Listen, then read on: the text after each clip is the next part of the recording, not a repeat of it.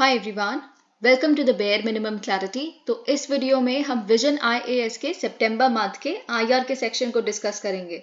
Of course this is going to be a very very important video. देखिए, मैं हर IR की video में आपको एक बात बताती हूँ कि क्योंकि पूरे इंडिया का इंटरेस्ट जियो पॉलिटिक्स में बहुत ज़्यादा बढ़ता जा रहा है, गिवन द फैक्ट हमारा स्टैचर भी जियो पॉलिटिकल एरेना में बहुत बढ़ता जा रहा है, ये सेम चीज़ हमें यूपीएससी में भी रिफ्लेक्ट होते हुए दिख रही है। आप अगर 2023 का प्रीलिम्स उठा के देखेंगे तो उसमें आईआर का बहुत बड़ा प्रपोर्शन आपको देखने के लिए मिलेगा। इसीलिए यहाँ पे हम इस पूरे सेक्शन को बहुत ही डिटेल्ड मैनर में डिस्कस करेंगे। जो प्रीलिम्स के पर्सपेक्टिव से रेलेवेंट है उसको प्रीलिम्स के पर्सपेक्टिव से देखेंगे, और जो मेंस के पर्सपेक्टिव से रेलेवेंट है उसको मेंस के पर्सपेक्टिव से देखेंगे। और ऑफ कोर्स यहाँ पे आपके ओपिनियन डेवलपमेंट की तो बहुत बड़ी सिग्निफिकेंस है आपके इंटरव्यू के पर्सपेक्टिव से। Alright, so let's just begin. एक और चीज, यहाँ पे बहुत सारी चीजें मेंशन नहीं है, वो कहीं चीजें ऐसी हैं जो शॉर्ट न्यूज में दी हुई है, पर मेरे हिसाब से उसे लॉन्ग फॉर्मेट में डिस्कस बिल्कुल किया जाना चाहिए था। वो आपके प्रीलिम्स के पर्सपेक्टिव से बहुत इंपॉर्टेंट है, तो वो चीज मैं आपको अपनी तरफ से यहाँ पे समझाऊंगी। Each and everything would be simplified here. So in case you find this video helpful, you can always let me know that by commenting below, liking the video and subscribing to my channel if you haven't done that. Also अगर आपने सितंबर month के polity और governance और economy की videos नहीं देखी है तो मैं उन्हें आई बटन में लिंक कर दूंगी, आप उन वीडियोस को भी जाकर देख सकते हैं। ऑल्सो अगर आप किसी भी महीने के विजन आईएएस के सेक्शन से स्ट्रगल कर रहे हैं, all of those sections have been uploaded on the channel, you can consider giving those videos a watch as well. Alright, so let's get started. तो पहला यहाँ पे हमें जो टॉपिक डिस्कस करना है, देखिए ये इंडिया और G20 है। यहाँ पे बहुत सारे आर्टिकल्स G20 से रिलेटेड आपको मिलेंगे, यानी कि टॉपिक्स मिलेंगे। तो ऑफ कोर्स हमें वो एक एक करके सब कुछ डिस्कस करना है, क्योंकि G20 एक बहुत बड़ा इवेंट था हमारे लिए। लेकिन उसके बाद से देखिए, अभी तो मेंस हो चुका है। अगर मैं मेंस के पर्सपेक्टिव से बताऊं तो आपके लिए G20 शायद इतना रेलेवेंट नहीं है अब, ठीक है। तो उसके बाद से जो कहीं सेक्शंस है, आसियान एंड ऑल दैट, वो आपके लिए ज्यादा इंपॉर्टेंट है। हम वासुदेव कुटुंबकम बहुत बोलने लगे हैं, राइट। पिछले कुछ समय से हम बहुत एम्फसाइज करते हैं कि इंडिया स्टैंड्स फॉर वासुदेव कुटुंबकम।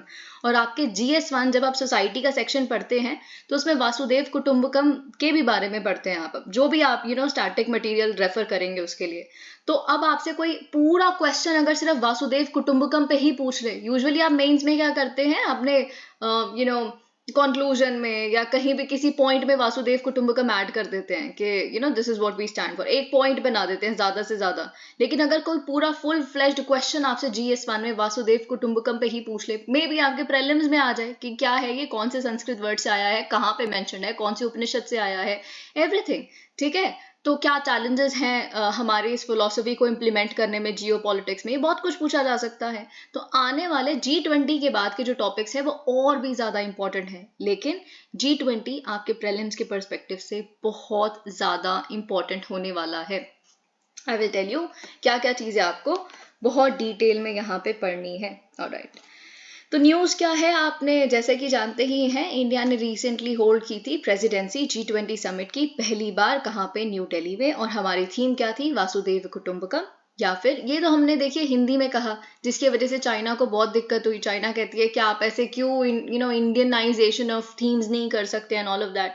तो हमने कहा ठीक है, इंग्लिश में आप जानते ही है, one earth, one family, one future. Okay, और यहाँ पे अगर आपको G20 के बारे में पूछा जाए तो आपको सबसे पहले पता होना चाहिए that it was founded in 1999, okay, following the Asian financial crisis. क्यों, पहली बात तो आपको ये बात जानते ही हैं कि ये शुरुआत में ही लीडर्स लेवल पे नहीं हुआ करता था कि प्राइम मिनिस्टर प्रेसिडेंट आ रहे हैं, बिल्कुल भी नहीं। ये सिर्फ और सिर्फ एक ऐसा फोरम था जहाँ पे finance ministers, central bank governors, वो सारे एकाग्रित होते थे ताकि हम ग्लोबल इकोनॉमिक और फाइनेंशियल इश्यूज को डिस्कस कर सके। ओके, तो ये इसका जेनेसिस है, 1999 आपको याद रखना है। फिर उसके बाद it is a premier forum for international economic cooperation that meets regularly to discuss the most pressing issues facing the global economy। आप जानते हैं किस तरह का रोल G20 ने निभाया था 2008 के फाइनेंशियल क्राइसिस के समय। तो मेजर एजेंडा तो इसका इकोनॉमिक कॉपरेशन ही है। ओके, अगर हम इसकी वर्किंग देखें तो G20 जो समिट है वो एनुअली होती है, ये आपको बिल्कुल याद रखना है। और इसकी लीडरशिप कैसे डिसाइड होती है, रोटेटिंग बेसिस पे। मैंने आपको ये चीज़ पहले भी समझाई हुई है कि कितने ग्रुप्स होते हैं, उसमें ग्रुप में बहुत सारे मेंबर्स होते हैं, फिर वो मेंबर्स आपस में डिस्कस करते हैं कि अच्छा आप इस बार प्रेसिडेंट बन जाइए, ठीक है। तो वहां पे आता है डिप्लोमेसी का रोल। प्रेसिडेंसी सपोर्ट की जाती है ट्रॉइका द्वारा, जैसे कि प्रीवियस कौन था प्रेसिडेंट, करंट कौन है और इनकमिंग प्रेसिडेंट कौन है, ठीक है। हमसे पहले कौन थे, इंडोनेशिया, इस बार हम थे, और अब किसको हमने हैंड ओवर की है प्रेसिडेंसी, ब्राजील को। ऑल्दो नवंबर के महीने में करेंगे, लेकिन ऑफ कोर्स हम ऐसे आप कह सकते हैं सेरेमनी तो हो चुकी है हैंडिंग ओवर की, सोर्ट ऑफ, ओके। तो आपको ये पता होना चाहिए। It consist of 2 parallel tracks, ये भी हम पिछली वीडियोस में डिस्कस कर चुके हैं। एक होता है फाइनेंस ट्रैक और एक होता है Sherpa track, okay. It does not have, अब ये आपके लिए बहुत इंपॉर्टेंट है, प्रीलिम्स में लिखा हो सकता है that it does have permanent secretariat और staff, but that is a false statement, क्योंकि G20 के पास कोई भी खुद का परमानेंट सेक्रेटेरिएट नहीं है, खुद का स्टाफ नहीं है। ये बात आप जानते हैं, जो भी प्रेसिडेंसी होल्ड करता है वही क्लरिकल, एडमिनिस्ट्रेटिव और सेक्रेटेरियल सर्विसेज भी प्रोवाइड करता है, ओके। अब हम आते हैं मेंबर्स के ऊपर। देखिए बहुत ही इंपॉर्टेंट है आपको ये पता होना कि कौन कौन से G20 के मेंबर्स हैं। तो यहाँ पे एक निमोनिक होता है, जैसा कि आप जानते ही हैं, you know that very well, let me just write it, Guruji, Sita अब SSC FCI में काम करती है,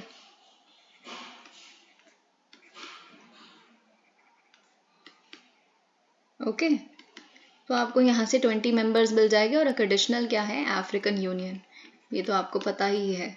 G stands for Germany, U stands for USA, R stands for Russia, U stands for UK, J stands for Japan, I stands for Italy, S stands for Saudi Arabia, I stands for Indonesia, T stands for Turkey, A stands for Argentina, then again A stands for Australia, B stands for Brazil, S stands for Saudi Arabia हो गया है तो South Africa, then again S stands for South Korea, C stands for Canada, F stands for France, then C stands for China, I stands for India, M stands for Mexico, E stands for European union, okay. तो ये आपको यहाँ से याद रखना है। मैं एक और चीज बता देती हूँ, यहाँ पे जो भी S वाली कंट्रीज हैं वो सारी 2 लेटर्स वाली हैं, 2 वर्ड्स वाली हैं, जैसे south Korea, Saudi Arabia 2 words हैं, और साथ में साउथ अफ्रीका, ठीक है। तो ये आपको याद रखना है, बहुत आसान है। देखिए इंडिया तो था ही, क्योंकि इंडिया प्रेसिडेंट है, तो ये आपको पता ही है, ठीक है। US था क्योंकि जो बाइडेन सबसे बढ़िया हमारे आप कह सकते गेस्ट थे। फिर रशिया चाइना के बीच में, तो रशिया और चाइना की वजह से बड़े सारे कॉन्फ्लिक्ट हुए, तो रशिया चाइना मेंबर्स हैं ही, याद करना बहुत आसान है, ठीक है। फिर उसके बाद इंडोनेशिया तो हमारा प्रीडेसेसर था, वो भी आपको आसान हो गया याद करना। ब्राज़ील हमारा सक्सेसर है, तो ये भी बड़ा आसान हो गया याद करना, ठीक है। और आपको पता होना चाहिए कनाडा, जस्टिन ट्रूडो यहाँ आए थे, तो उन्होंने बोला कि मैंने प्राइम मिनिस्टर को हरदीप सिंह निज्जर के बारे में बताया एंड ऑल ऑफ दैट, तो कनाडा भी याद रखना आसान हो गया। अगर आपके प्रीलिम्स में आ जाता है तो एलिमिनेट करना बहुत आसान है, ठीक है। तो ये सारी चीजें तो आप याद ही कर सकते हैं बहुत आराम से। और अफ्रीकन यूनियन तो आपको पता ही है कि नया मेंबर हमारे इनिशिएटिव पे ऐड किया गया है। आप जानते हैं ये ग्लोबल जीडीपी का 85% of the global GDP is represented by G20, 75% of global trade, 2/3 of the world population. ये सब कुछ मेंस में, मतलब ये डेटा आपको शुरू करने के लिए अगर कुछ नहीं है, then G20 represents 85% of global GDP, 75% of global trade and 2/3 of the world population, ठीक है। You end it there, ये आपका इंट्रोडक्शन हो जाता है, ओके। अब बहुत सारी अचीवमेंट, जैसा कि मैंने बताया, सबसे अच्छी अचीवमेंट थी इनका जो 2008-9 के फिनेंशियल क्राइसिस को इन्होंने संभाला बहुत अच्छे से, स्पेशली उसमें हमारे former prime minister Manmohan Singh ji का बहुत बड़ा रोल था, ठीक है। फिर उन्होंने यूरोजोन क्राइसिस में भी कहीं ना कहीं अपना योगदान दिया 2010 का। फिर उसके बाद सबसे बड़ी बात, कोविड-19 पैंडेमिक के समय जो एक रेस्क्यू पैकेज निकाला गया $10 ट्रिलियन का, तो ये सब कुछ आप जानते हैं, कुछ अचीवमेंट्स है G20 की। लेकिन सबसे बड़ी बात, क्या की आउटकम्स थे इस न्यू दिल्ली के समिट के? तो सबसे बड़ा आउटकम ये था कि हमने यूनानिमस अडॉप्शन किया G20 new Delhi leaders joint declaration का, जो हमें ऑलमोस्ट इम्पॉसिबल लग रहा था एक समय पे, आप जानते हैं। क्योंकि रशिया चाइना ने बोल दिया था अगर यूक्रेन कॉन्फ्लिक्ट के ऊपर ऐसे इन्वेजन वगैरह कुछ भी क्योंकि इकोनॉमिक फोरम है, अभी हमने ऊपर एम पढ़ा, पर्पस पढ़ा, इकोनॉमिक कॉपरेशन है, तो यहाँ पे जियो पॉलिटिक्स क्यों डिस्कस होती है, लेकिन एक तरफ वेस्ट था जो कहता था जी नहीं, जियो पॉलिटिक्स बिल्कुल डिस्कस होगी, ये बिल्कुल सही फोरम है उसको डिस्कस करने का, तो हम तो वी वुड बाजनएंज, है ना, ये सब कुछ हमने देखा, लेकिन फिर भी इंडिया की डिप्लोमेसी की ये खूबसूरती थी, इंडिया का एक जो मीडिएटिंग इन्फ्लुएंस है उसकी ये खूबसूरती थी कि हम एक जॉइंट डिक्लेरेशन अडॉप्ट करने में संभव हो सके। ठीक है, फिर उसके बाद आता है कि हमने क्या किया, लॉन्च देखा ग्लोबल बायोफ्यूल अलायंस का, जिसे हम डिस्कस करेंगे।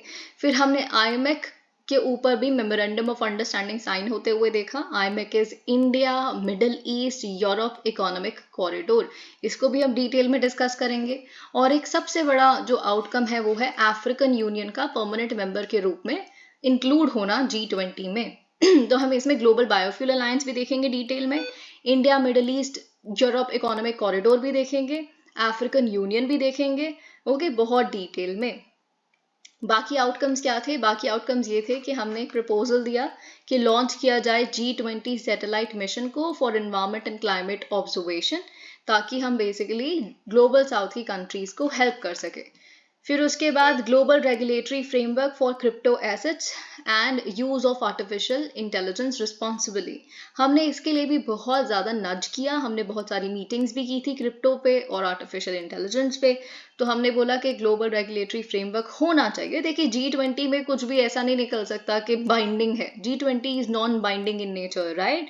तो यहाँ पे बस ऐसे इंटेंशंस बोली जा सकती हैं कि ये होना चाहिए, वो होना चाहिए, फिर जो बाइंडिंग कैरेक्टर के इंस्टीट्यूशंस हैं वो उसको उठाते हैं और उस पर बातचीत शुरू करते हैं।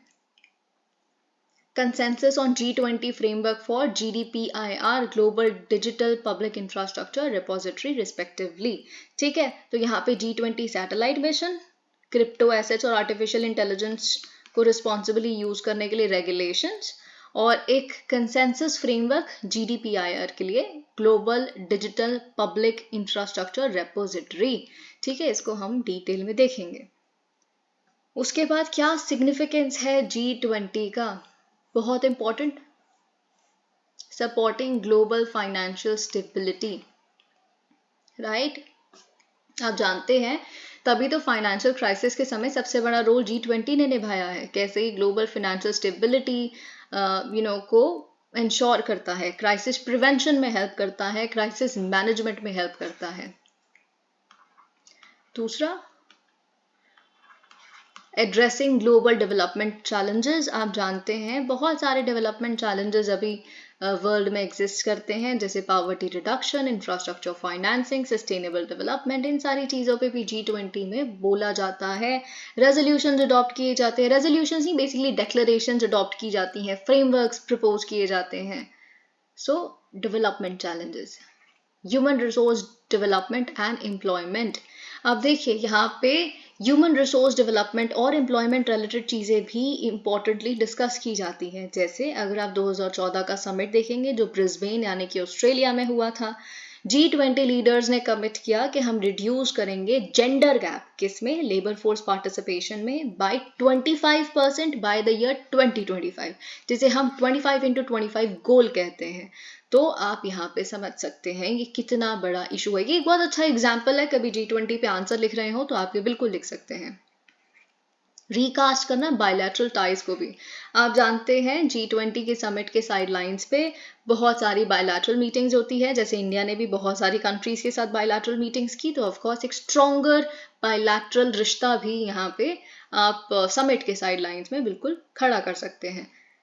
अब इंडिया की जो प्रेसिडेंसी थी, ओके, इसका क्या सिग्निफिकेंस था इंडिया के लिए, तो सबसे पहला सिग्निफिकेंस कि हमें अपना लीडरशिप शोकेस करने का मौका मिला, राइट, कि कैसे we are actually an apt leader. हर तरह के जो ग्लोबल सॉल्यूशंस, ग्लोबल चैलेंजेस हैं उसके सॉल्यूशंस हमारे पास हैं, we can actually do that. हमको देखिए कितने क्रिटिकल समय पे ये प्रेसिडेंसी मिली थी, जहाँ पे यूक्रेन कॉन्फ्लिक्ट चल रहा है, पूरा जो वर्ल्ड है एक फ्लक्स में है, लेकिन फिर भी हमने कितने ब्यूटिफुली अपनी लीडरशिप को निभाया, अपने प्रेसिडेंसी को निभाया, कैसे हमने कंसेंसस बिल्ड किया, यूनानिमस अडॉप्शन भी कर लिया लीडर्स डेक्लेरेशन का।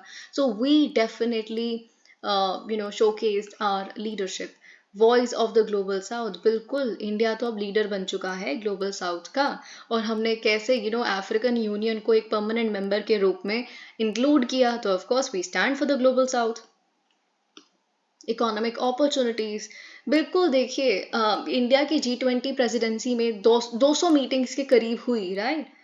और ऑफ कोर्स हर मीटिंग में कोई एक नई चीज को डिस्कस किया गया है। तो आप सोचिए कितने सारे ट्रेड और इन्वेस्टमेंट अपॉर्चुनिटीज इंडिया के लिए आएंगे, और इंडियन बिजनेसेस कैसे ग्लोबल एक्सपेंशन के भी अब रूट पे चल पड़े हैं। एक्सपैंड इंडियाज फुटप्रिंट, डेफिनेटली यहाँ पे तो ये होगा ही। By hosting the summit, India was able to demonstrate its contemporary technology advancement and its heritage, culture and traditions, enhancing India's stature and status in global politics. बिल्कुल आप देखिए कितने लोग, the kind of love they received from Indians, they were so happy, all of them, all of the delegations, all of the people who came up here, they were just so happy, they were enjoying, they were dancing, they were having good food, है ना, culture, tradition। तो इससे हमारा जो soft power है, आप ये भी एक पॉइंट बना सकते हैं, कितना ज्यादा एनहांस हुआ। अभी देखिए जो वर्ल्ड कप हो रहा है इंडिया में, उसमें भी आप देख सकते हैं कि कितने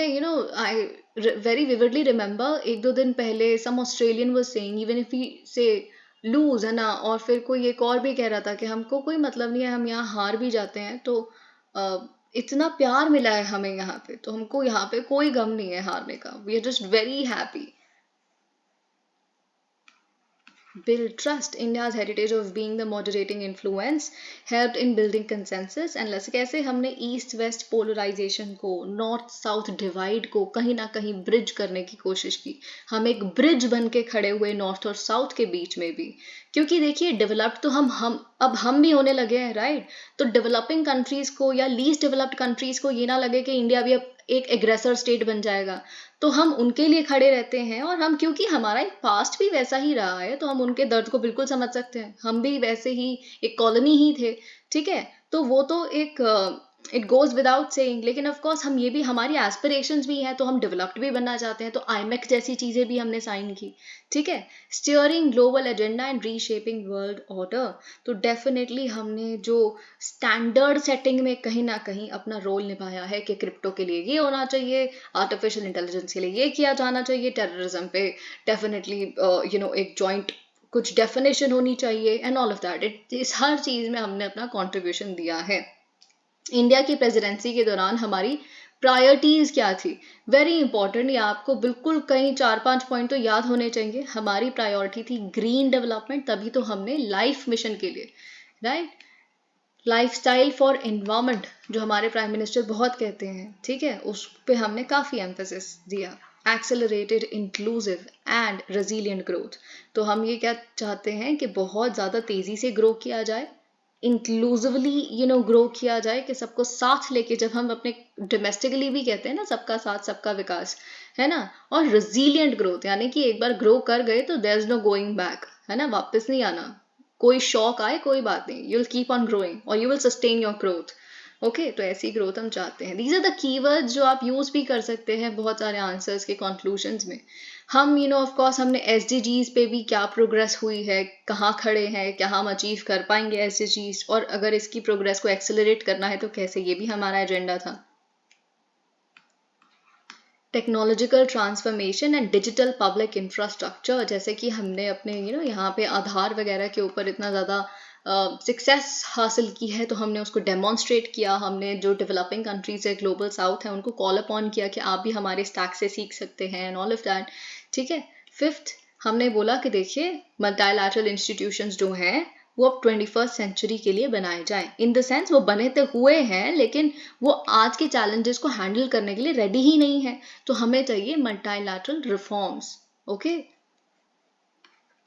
और विमेन लेड डेवलपमेंट, हमने साफ सीधी सी बात बोली कि कब तक विमेन की डेवलपमेंट हो, है ना, और विमेन के लिए कुछ किया जाए, विमेन ही उस डेवलपमेंट को लीड क्यों ना करें। So let's do something of that sort। और हमारे इंडिया में ऑफ कोर्स जो पंचायती राज का एग्जाम्पल है वो उसी तरह का है, विमेन लेड डेवलपमेंट। ओके, तो ये भी हमारा एक एजेंडा था, प्रायोरिटी थी, लेकिन ऑफ कोर्स बहुत सारे चैलेंजेस हमारी प्रेसिडेंसी में हमें देखने के लिए मिले, और बहुत सारे चैलेंजेस G20 से रिलेटेड भी हमें देखने के लिए मिलते हैं, और वो है divergent interests and priorities among member countries. Of course देखिए, एक तरफ वेस्ट हो जाता है, एक तरफ ग्लोबल साउथ हो जाता है, एक तरफ रशिया चाइना हो जाते हैं, फिर हम जैसी कंट्रीज आ जाती हैं। तो सबका अपना अपना एक इंटरेस्ट है, सबका अपना अपना पॉइंट ऑफ व्यू है हर एक चीज पे, है ना। तो एक कोहेरेंट अप्रोच प्रमोट करना बहुत डिफिकल्ट है। लैक ऑफ इफेक्टिव पावर, जैसा कि मैंने बोला, G20 एक लीगली बाइंडिंग इंस्टीट्यूशन है ही नहीं। तो यहाँ पे कितनी भी बातें कर लो, वो मोर और लेस, कई लोग तो ये भी कहते हैं G20 तो सिर्फ और सिर्फ शोमैनशिप होती है, क्योंकि यहाँ पे तो बस you get to exhibit your culture, you meet, you talk, all that. यहाँ पे इसका कोई इफेक्ट थोड़े ना है। जियो पोलिटिकल टेंशन, जैसा कि मैंने आपको बताया, यूक्रेन कॉन्फ्लिक्ट एक सबसे बड़ा एग्जाम्पल है ऐसे जियो पोलिटिकल टेंशन। अभी क्या है, देखिए आप, इसराइल पैलेस्टीन जो मुद्दा चल रहा है, ऐसे इश्यूज अगर आते रहेंगे तो किसी भी फोरम पे जियो पोलिटिकल टेंशन है वो डोमिनेट करने लगेंगी। Inadequate response to global challenges, बिल्कुल G20 को क्रिटिसाइज किया जाता है that you are not doing enough. Okay, you're such a big 2/3 of the world population, 85% of this, 75% of global trade, and even then you're not doing anything on climate change, inequality, आप कुछ नहीं कर पा रहे। तो फिर क्या करें हम आपकी इस बात का, क्या आप 75% ऑफ ग्लोबल ट्रेड को रिप्रेजेंट करते हैं। लिमिटेड अकाउंटेबिलिटी एंड ट्रांसपेरेंसी, आप जानते हैं मैंने बोला कि 200 मीटिंग्स हुई, लेकिन क्या 200 मीटिंग्स पब्लिकली या ऐसे कुछ उसमें रिप्रेजेंटेशन था? नहीं था। वो बिहाइंड क्लोज डोर्स मीटिंग थी, ठीक है। और साथ ही में एक फॉर्मल चार्टर भी एग्जिस्ट नहीं करता G20 का कि इसके, अच्छा ये हमारे प्रिंसिपल्स है, इसके हिसाब से हम चलेंगे, जैसे UN का है वैसा कुछ भी नहीं है। So there is very limited accountability, very limited transparency, rising protectionism. आप जानते हैं किस तरह के ट्रेड टेंशंस एग्जिस्ट करते हैं मेजर इकोनॉमीज के बीच में, और ये भी कहीं ना कहीं एक बहुत बड़ा मुद्दा है। वे फॉरवर्ड, तो अब इतने सारे चैलेंजेस हैं, तो फिर क्या किया जाए? इंक्लूसिविटी,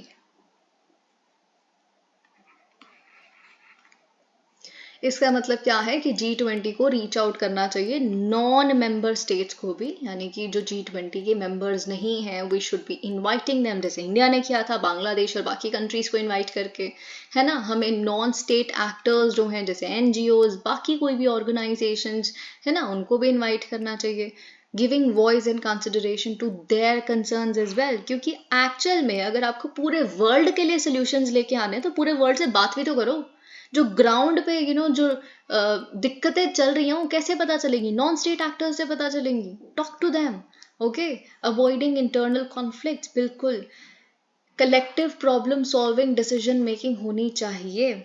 इफेक्टिव इम्प्लीमेंटेशन, बिल्कुल, ये भी एक चीज है। Maintaining continuity, promote collective action on a sustained basis and should maintain continuity on issues taken up across presidencies.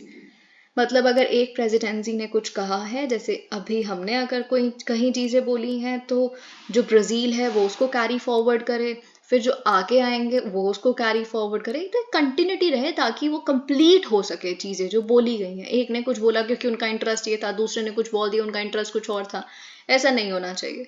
अब हम आते हैं न्यू दिल्ली डिक्लेरेशन की हाईलाइट्स पे। देखिए ये सारी चीज़ें जो यहाँ पे आपको हाईलाइट्स दिख रही हैं, ये सब की सब हमने पिछली किसी इकोनॉमी की वीडियो में, IR की वीडियो में, पॉलिटी एंड गवर्नेंस की वीडियो में, कहीं ना कहीं ये सारी चीज़ें डिस्कस की हैं, ठीक है। तो ये जो की हाईलाइट्स रहे हैं ये आप खुद से देखेंगे। हम जंप ऑन करेंगे India Middle East Europe economic corridor पे, क्योंकि ये बहुत इंपॉर्टेंट है, ओके।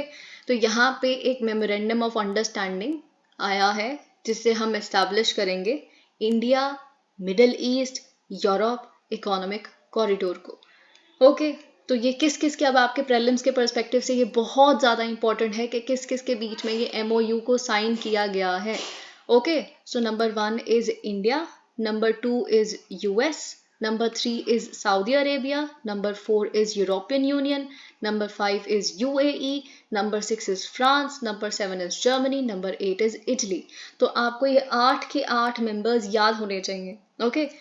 तो यहाँ पे India, US, Saudi Arabia, European union, UAE, France, Germany, Italy, ये आपको 8 मेंबर्स याद होने चाहिए, क्योंकि एक्चुअल में अगर मैं आपको बताऊं तो इन 8 कंट्रीज के ही पोर्ट्स को हम कहीं ना कहीं यहाँ पे कनेक्ट करने की कोशिश कर रहे हैं। और भी कंट्रीज हैं पर उन्होंने MOU साइन नहीं किया है, ठीक है। So I will tell you, IMEC will consist of railroad. This is very important. IMEC में basically क्या होगा, क्या क्या किस तरह से हम कनेक्ट करने की कोशिश कर रहे हैं इंडिया को मिडल ईस्ट से, मिडल ईस्ट को यूरोप से, और इन इफेक्ट इंडिया को यूरोप से, यही करने की कोशिश कर रहे हैं। तो कैसे नेटवर्क करके, ओके। तो यहाँ पे हमें देखने के लिए मिलेंगे rail road networks 1,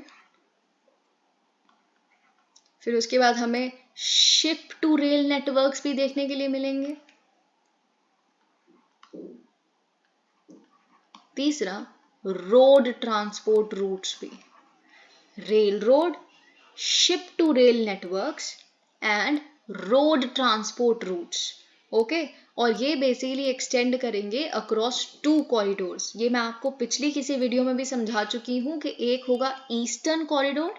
eastern corridor कैसे, हम बेसिकली ईस्ट से आ रहे हैं टू द अरेबियन गल्फ, ऐसा आप याद रखिए। इंडिया से हम आ रहे हैं कहाँ, अरेबियन गल्फ की तरफ, ठीक है। तो ये हो गया ईस्ट कॉरिडोर। फिर यहाँ पहुंच गए, अरेबियन गल्फ पे पहुंच गए, फिर और नॉर्थ जाना है तो वो होगा नदर्न कॉरिडोर। तो एक है ईस्ट कॉरिडोर, एक है northern corridor. Northern corridor connect करेगा अरेबियन गल्फ को यूरोप से, ठीक है। तो ये बेसिकली आपको यहाँ पे याद रखना है। इसका एम क्या है कि प्रोवाइड किया जाए एक reliable, cost effective, cross border ship to rail transit network, जिससे बेसिकली जो गुड्स एंड सर्विसेज है वो ट्रांजिट कर पाए to, from and between India, UAE, Saudi Arabia, Jordan, Israel and Europe. अब देखिए बहुत ध्यान से सुनिएगा, हम पहले इस मैप को देखेंगे, लेकिन फिर मैं आपको बताऊंगी कुछ एडिशनल पोर्ट्स जो आपको याद रखने हैं। आपके प्रीलिम्स में आ सकता है मैच द फॉलोइंग, या फिर which of the pairs have been correctly matched, और जो भी ऐसा कुछ भी, ठीक है। तो यहाँ पे देखिए क्या है, मुंबई का पोर्ट है, इसको कनेक्ट किया जा रहा है कहाँ पे, जबैल अली यूएई, फिर उसके बाद अल गुफेफत यूएई, ठीक है। तो आपको ये तो याद रखने ही है, ये कहाँ पे है, जबैल अली, अल गुफेफत, ठीक है, ये आपको याद रखने हैं। फिर उसके बाद आ जाता है Saudi Arabia Haradh, Saudi Arabia Riyadh, ठीक है। फिर उसके बाद सऊदी अरेबिया अल हदीथा, ठीक है। फिर उसके बाद इजराइल हाइफा, फिर उसके बाद परायस ग्रीस। तो आपको ये बेसिकली मेजर जो आउटलाइन है वो ये है, ठीक है, वो आपको याद रखनी है कि इस तरह की कनेक्टिविटी हम एनविसाज कर रहे हैं यहाँ पे, okay. So this is something you will have to remember, okay. और before we discuss all this, आपको ये भी पता होना चाहिए कि कौन कौन से पोर्ट्स बेसिकली हम यहाँ पे कनेक्ट कर रहे हैं।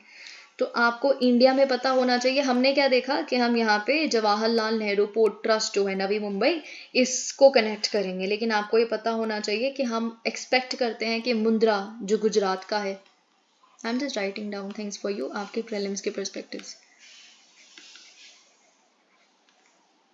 ओके। और जो आपका कांडला है, ओके, ये भी गुजरात है। फिर उसके बाद ये हो गया इंडिया, ये पूरा इंडिया हो गया। अब इसके बाद हम आ जाते हैं मिडल ईस्ट के ऊपर, है ना। मिडल ईस्ट में क्या क्या है, ओके। सबसे पहले आपको यूएई के बारे में पता होना चाहिए, कौन कौन से पोर्ट्स हैं। आप याद कीजिए प्लीज, ये मेरी आपको सिंसियर सजेशन है। एक है फुजायरा, ये मैं पोर्ट्स की बात कर रही हूँ, रेलवे लाइन की बात नहीं कर रही, ठीक है। फिर उसके बाद जबैल अली,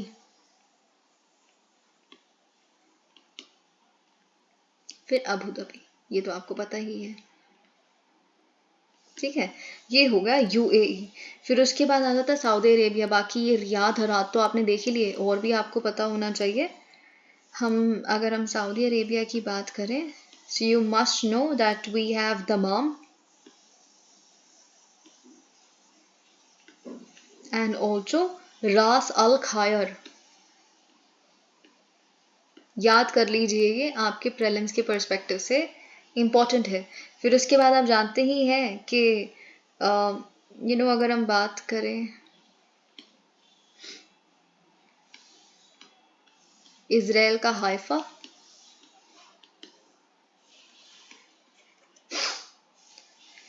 और अगर हम यूरोप की बात करें, क्योंकि यूरोप को ही अल्टीमेटली हमें कनेक्ट करना है इंडिया के साथ, तो अगर हम यूरोप की बात करें तो परायस तो आ ही जाता है ग्रीस में।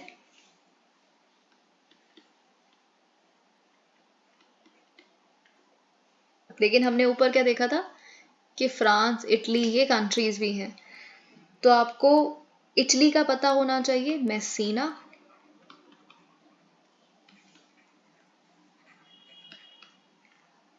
और फ्रांस का पता होना चाहिए, मासे।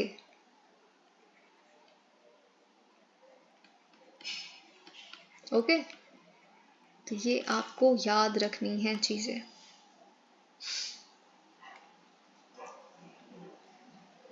Okay, so along the railway route, participants also intend to enable laying of cable for electricity. बिल्कुल यहाँ पे ये चीज़ भी की जाएगी कि इलेक्ट्रिसिटी कनेक्शन हो, डिजिटल कनेक्टिविटी हो, और एक पाइप हो फॉर ट्रांसपोर्टिंग क्लीन हाइड्रोजन।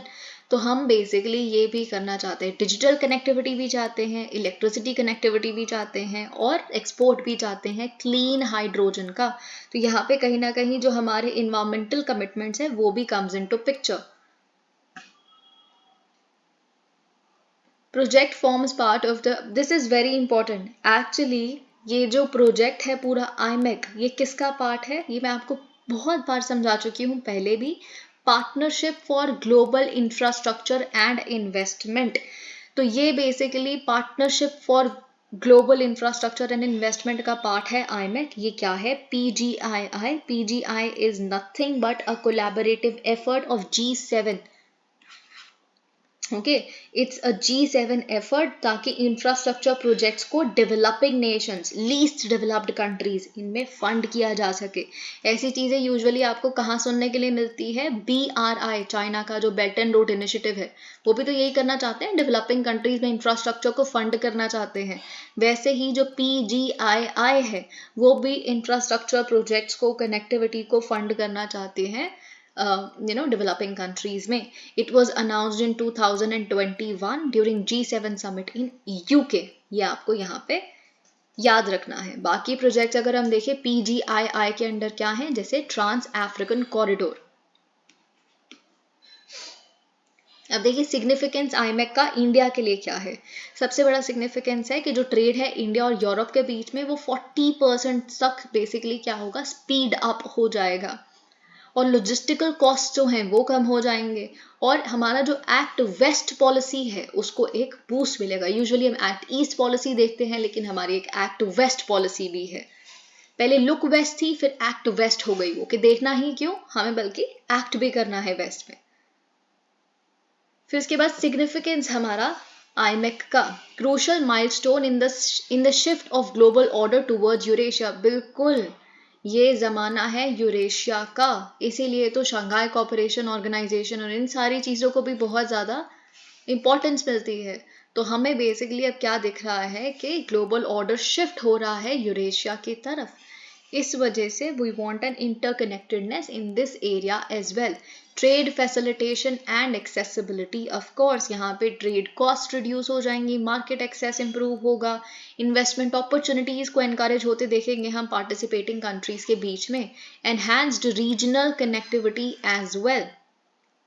यहाँ पे हमें ऑफ कोर्स क्योंकि जो ट्रांसपोर्टेशन इंफ्रास्ट्रक्चर है वो इम्प्रूव हो जाएगा, क्रॉस बॉर्डर कोऑपरेशन इम्प्रूव हो जाएगा, एनर्जी सप्लाई, लॉजिस्टिकल एफिशिएंसीज, ये सब कुछ इम्प्रूव हो जाएगी। तो रीजनल कनेक्टिविटी, देखिए मिडल ईस्ट में ही रीजनल कनेक्टिविटी बढ़ जाएगी, let alone anything else. Economic unity बढ़ेगी, this is of course something very important, क्योंकि हमें अब क्या मिल रहा है, इकोनॉमिक इंटीग्रेशन होते हुए दिखेगा इंडिया, वेस्ट एशिया और यूरोप के बीच में।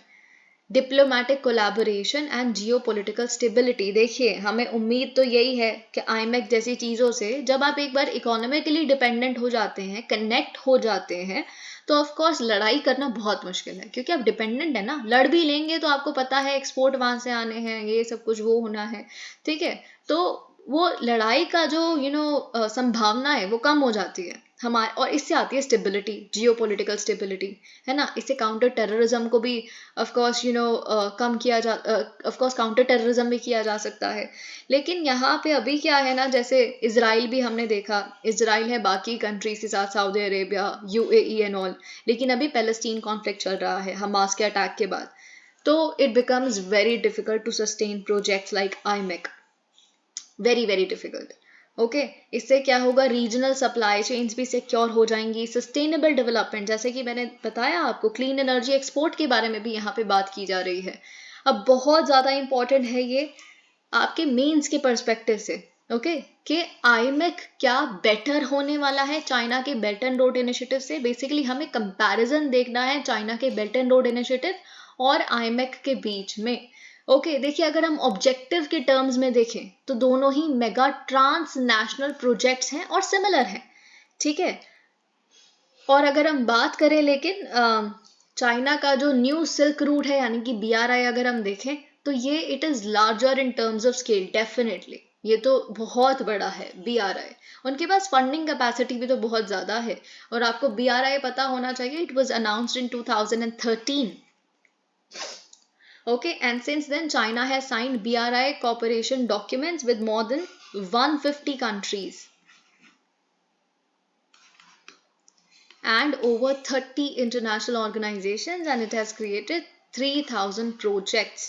अब expected benefits देखें IMEC और BRI के। देखिए जो डिजाइन है, IMEC is based on collaborative consultations with all participants। यहाँ पे जितने भी participants हैं वो एक दूसरे के साथ cooperate करेंगे। लेकिन अगर हम बेल्ट एंड रोड इनिशिएटिव की बात करें तो ये है सेंट्रली डिजाइन, यहाँ पे बस चाइना डिसाइड करता है कि किसके साथ क्या करना है, कैसे फंड करना है, कोई कोलैबोरेशन कॉपरेशन ऐसा कुछ भी नहीं है। It is not based on that thing और कॉन्सेप्ट। ओके, तो ये डेफिनेटली आईमेक एक इम्प्रूवमेंट है BRI के ऊपर। बेनिफिट्स की अगर हम बात करें तो कॉमन बेनिफिट मिलेगा सबको जो भी रीजन में है, लेकिन यहाँ पे बेनिफिट और सिर्फ और सिर्फ BRI में चाइना का है। चाइना के इंटरेस्ट हैं हर जगह खुद को फैलाना, लोगों को डेट ट्रैप में फंसाना, है ना, ताकि कोई उनके खिलाफ ही ना जा सके। चाइना उनकी टेरिटरी ले ले, कुछ भी कर ले, इतना आप डेट में फंसे हुए हैं चाइना के। जैसे श्रीलंका देखिए ना, तो आप कुछ कह ही ना सकें। फिर आता है employment.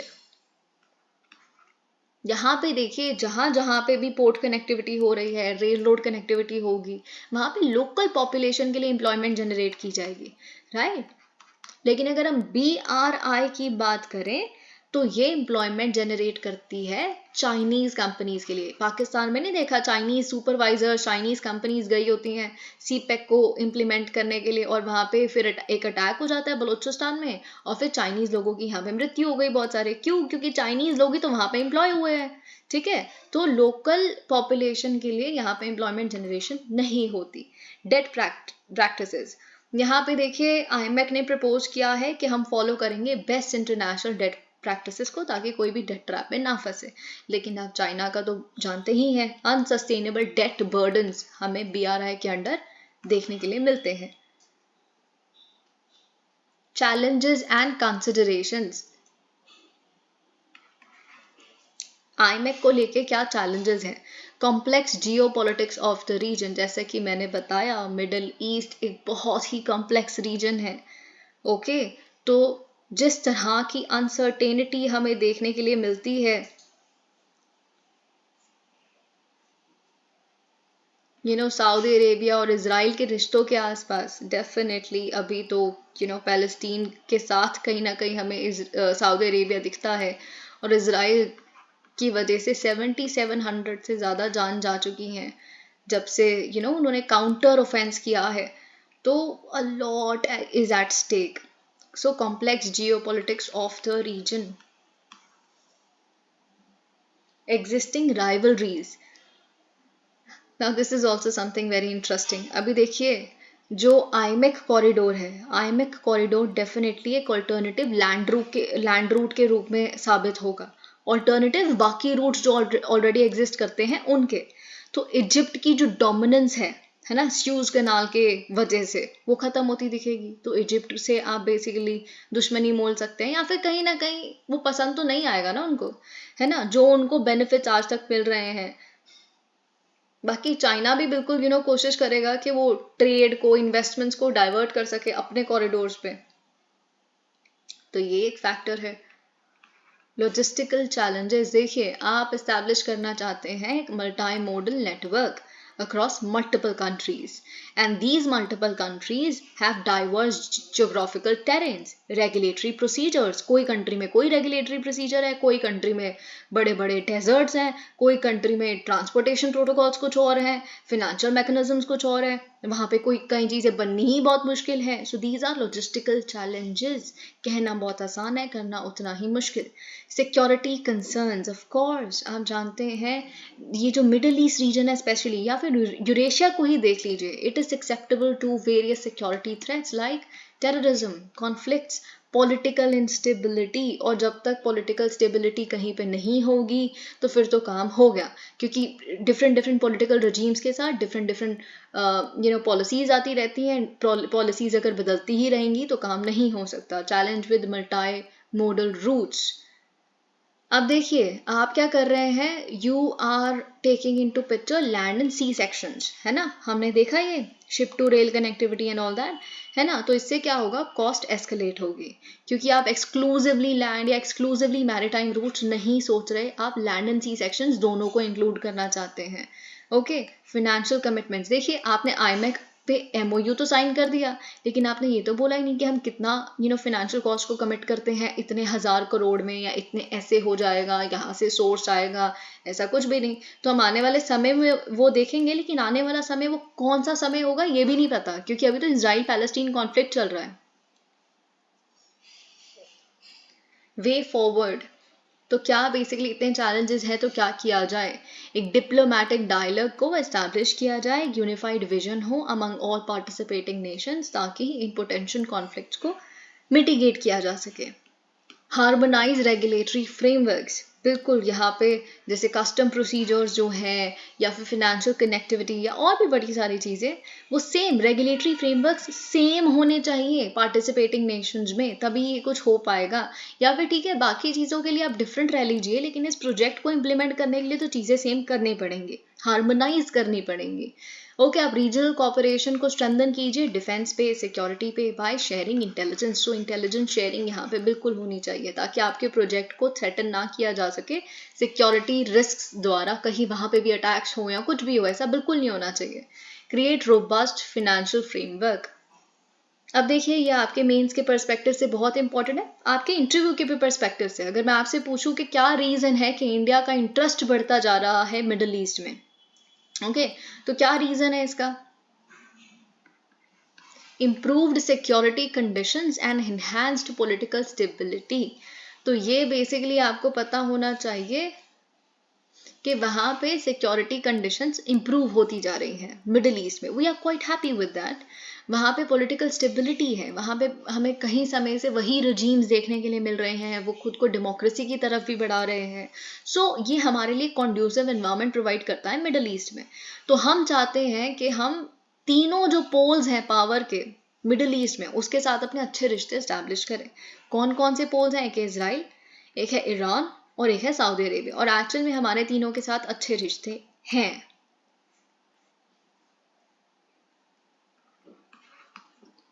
Geopolitical interests, India has strategic interest in the Middle East due to its proximity to important maritime trade routes and its role in countering terrorism and extremism।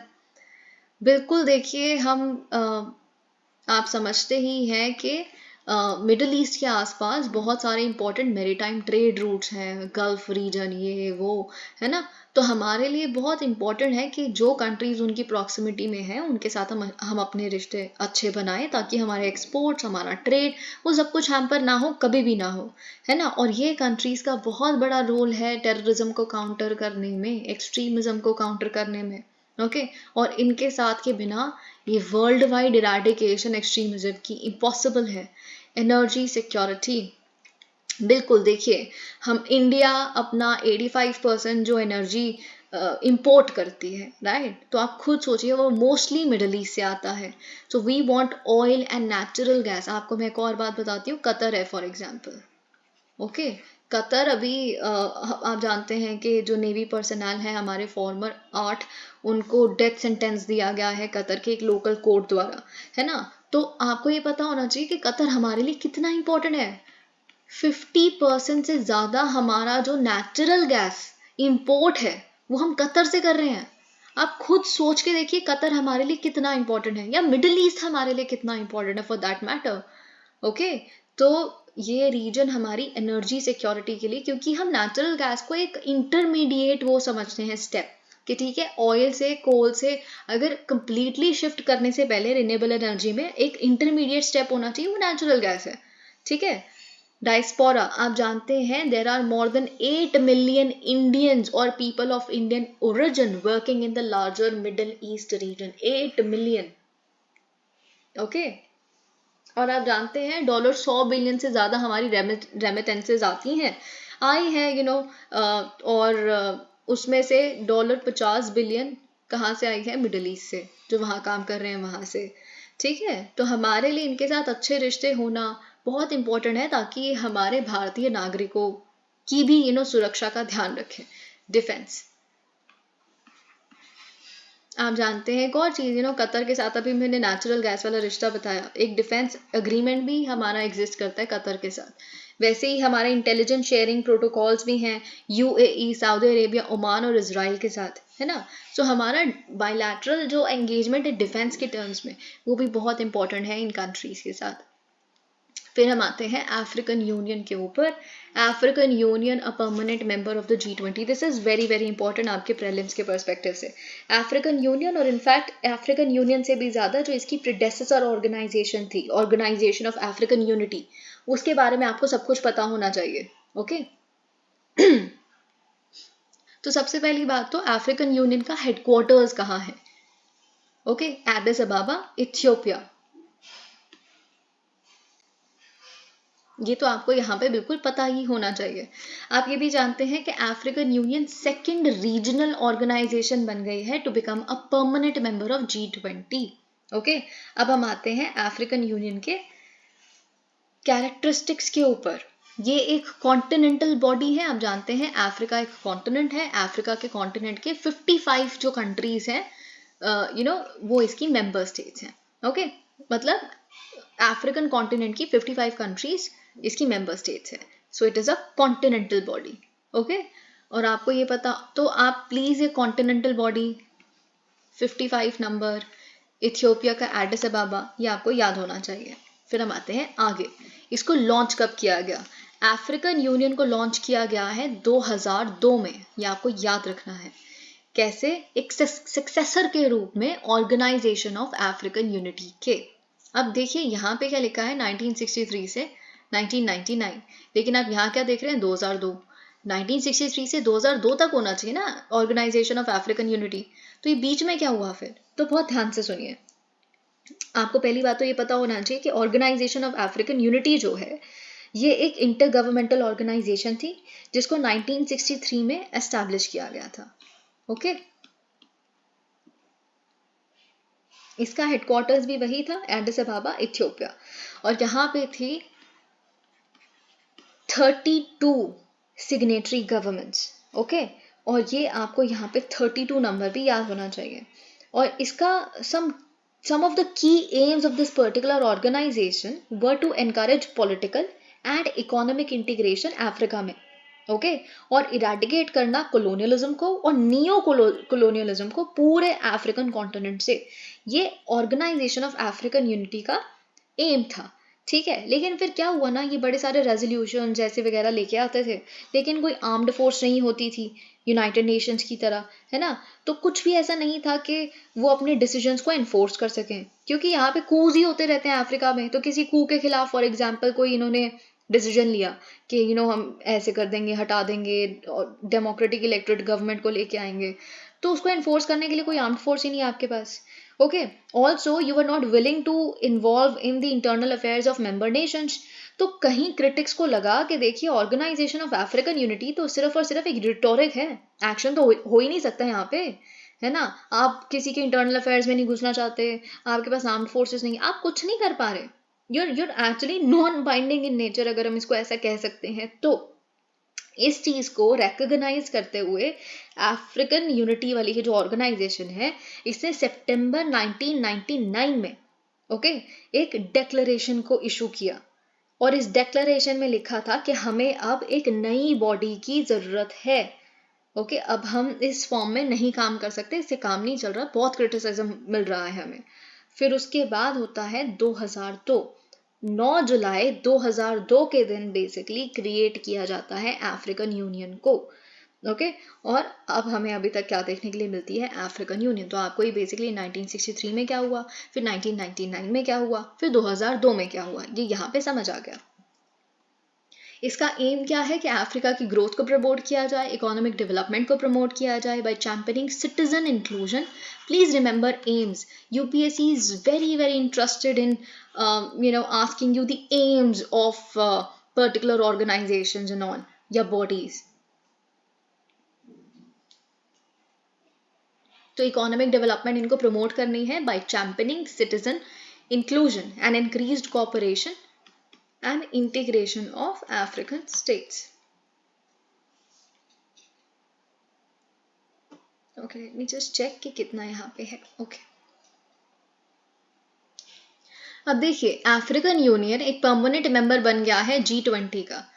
तो इसका G20 के लिए क्या इंपॉर्टेंस है, इंडिया के लिए क्या importance है, क्योंकि हमारी प्रेसिडेंसी के अंडर ही ये इंक्लूड हुए हैं, और अफ्रीका के लिए क्या इंपॉर्टेंस है। ठीक है, तो ये तीनों हम देखेंगे। पहले हम देखते हैं G20 के लिए अफ्रीकन यूनियन का क्या इंपॉर्टेंस है। Utilise Africa's enormous potential in mitigating climate change, very important. आप जानते हैं अफ्रीका के पास वर्ल्ड के रिन्यूएबल एनर्जी एसेट्स का 60% है, यानी कि 60% of the world's renewable energy assets are in Africa. और आप ये भी जानते हैं more than 30% of the minerals जो हमें रिन्यूएबल और लो कार्बन टेक्नोलॉजीज में ट्रांजिशन करने के लिए चाहिए, वो हमें अफ्रीका से मिलते हैं। तो आप सोचिए अफ्रीका कितना इंपॉर्टेंट है सबके क्लाइमेट चेंज कमिटमेंट्स को फुलफिल करने के लिए। इसीलिए हम देखते हैं कि G20 के लिए अफ्रीकन यूनियन क्यों इंपॉर्टेंट है। Boost credibility of its policies and decisions. देखिए आपने एक पूरा कॉन्टिनेंट ही अभी तक इंक्लूड नहीं किया था सही से, है ना। अभी क्या है, अफ्रीकन यूनियन आ गया है। तो इससे अब जो G20 है उसकी क्रेडिबिलिटी बढ़ गई है, क्योंकि आपके जो अब डिसीजन होंगे ना उसमें एक पूरा कॉन्टिनेंट वोट करेगा सॉर्ट ऑफ, है ना। यूरोपियन यूनियन भी कर रहा था आज से पहले, लेकिन अब एक यहाँ पे समझिए जो आपके डिसीजन होंगे उन्हें इंक्लूसिव, इक्विटेबल ऐसा कहा जाएगा, जो सच में बेनिफिशियल होंगे टू द ग्लोबल कम्युनिटी। तो क्रेडिबिलिटी बढ़ गई है G20 की। री इन्वेंट इट्स इमेज, यानी कि अभी तक यूनाइटेड नेशंस और इन सारी बॉडीज को क्यों क्रिटिसाइज किया जाता है कि वो नॉन रिप्रेजेंटेटिव इन नेचर है, यानी कि आपने P5 मेंबर्स बना दिए यूनाइटेड नेशंस में और उनको सारी पावर्स दे दी, और वहां पे अफ्रीका रिप्रेजेंटेड नहीं है, लैटिन अमेरिका नहीं है, एशिया ढंग से रिप्रेजेंटेड नहीं है। ठीक है, तो उसकी इमेज बेकार है, आज इसीलिए इतनी क्रिटिसिज्म सह रही है। लेकिन यहाँ पे अब G20 ने बिल्कुल सही समय पे अपनी इमेज को री इन्वेंट कर लिया, अपने को रिप्रेजेंटेटिव बना लिया, Ferrer, more prosperous and sustainable. अब इस तरह का एक फ्यूचर बिल्ड हो पाएगा। इंडिया के लिए क्या इंपॉर्टेंस है अफ्रीकन यूनियन का inclusion. Championing the cause of global south, बिल्कुल हमने आप जानते हैं कैसे हम सही में एक लीडर बन गए हैं ग्लोबल साउथ के इस इनिशिएटिव के बाद। अलाइन विद इंडियाज एस्पिरेशंस, हम तो देखिए जब यूनाइटेड नेशन सिक्योरिटी काउंसिल में कहते हैं कि रिप्रेजेंटेटिव इन नेचर वो होना चाहिए, हम खुद की अगर परमानेंट मेंबरशिप वहां पे इन्विसाज करते हैं तो बिल्कुल हम चाहते हैं कि हर एक बॉडी रिप्रेजेंटेटिव होनी चाहिए, वर्ल्ड सच में मल्टीपोलर होना चाहिए, है ना। तो हमारे खुद की एस्पिरेशंस ऐसी हैं तो ऑफकोर्स हर कंट्री की एस्पिरेशन वही होगी ना, तो हमारे एस्पिरेशंस के साथ वो अलाइन करता है। तो this is of course very good. Permanent seat in United nation security council, हमें बेसिकली अफ्रीकन यूनियन का पूरा साथ है कि वो हमको परमानेंट सीट के लिए सपोर्ट करते हैं यूनाइटेड नेशन सिक्योरिटी काउंसिल में। तो यहाँ पे और हमें कभी भी सपोर्ट गार्नर करना होगा तो हमें अफ्रीकन यूनियन से मिलेगा। रिसोर्स डाइवर्सिफिकेशन, अभी देखिए क्या है, हम मिडल ईस्ट पे कुछ ज़्यादा ही निर्भर हैं, है ना, क्रूड ऑयल, गैस, इन सारी चीज़ों के लिए, है ना। तो हम बेसिकली यहाँ पे एक और रिसोर्स रिच कॉन्टिनेंट आ गया, and we can actually take exports from them as well, इन सारी कमोडिटीज़ का। फॉर अफ्रीका, अफ्रीका के लिए कितना इंपॉर्टेंट है इस बॉडी में इंक्लूड होना, G20 में इंक्लूड होना, इंक्लूसिविटी। कैसे अब एक नई वॉइस मिल जाती है अफ्रीकन कंट्रीज को। देखिए एजेंडा सेटिंग में, स्टैंडर्ड सेटिंग में अफ्रीका का अब यहाँ पे रोल आ गया है ना। ग्लोबल टैक्स रिफॉर्म्स होंगे तो अफ्रीका उसमें वोट करेगा, पूरा अफ्रीका उसमें वोट करेगा, राइट। क्लाइमेट चेंज डिस्कशंस में बड़ी बड़ी जो ग्लोबल चीजें हैं, डिसीजंस हैं, उसमें अफ्रीका भी अब अपना योगदान दे पाएगा। Inclusivity, correcting imbalance. अभी तक अफ्रीका एक सिर्फ और सिर्फ पैसिव रिसीवर था, ठीक है, अब एक एक्टिव कंट्रीब्यूटर बन गया है to discussions shaping its economic destiny. अभी तक देखिए अगर कोई भी कंट्री है ना इंक्लूड नहीं हो रही है एक बॉडी में, ओके, तो तब तक वो एक पैसिव रिसीवर ही रहेगी, यानी कि डिसीजंस उसको भी इम्पैक्ट करेंगे लेकिन उन डिसीजंस में उसका कोई हाथ ही नहीं है। तो अब खुद की इकोनॉमिक डेस्टिनी में अफ्रीकन यूनियन को भी एक कंट्रीब्यूशन मिल गया है। Signal towards growth of Africa.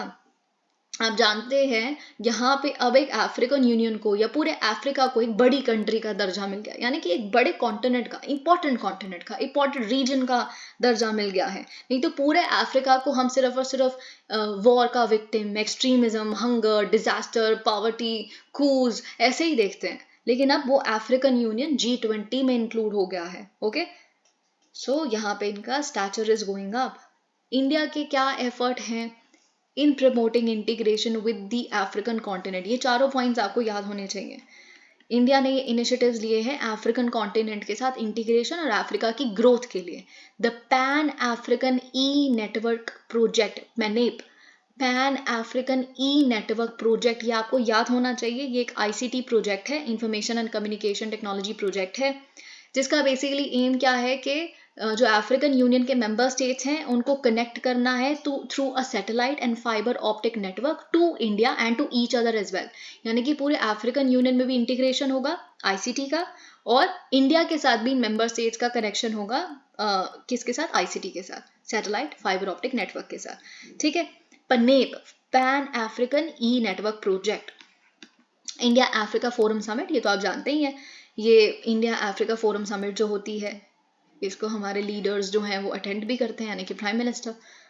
The Indian technical and economic cooperation programme, okay, तो ये भी आपको पता होना चाहिए कि लीडिंग कैपेसिटी बिल्डिंग प्लेटफॉर्म है मिनिस्ट्री ऑफ एक्सटर्नल अफेयर्स का, which is active in the African Union as well. ITEC तो आप समझते ही होंगे, ये वही है, ओके।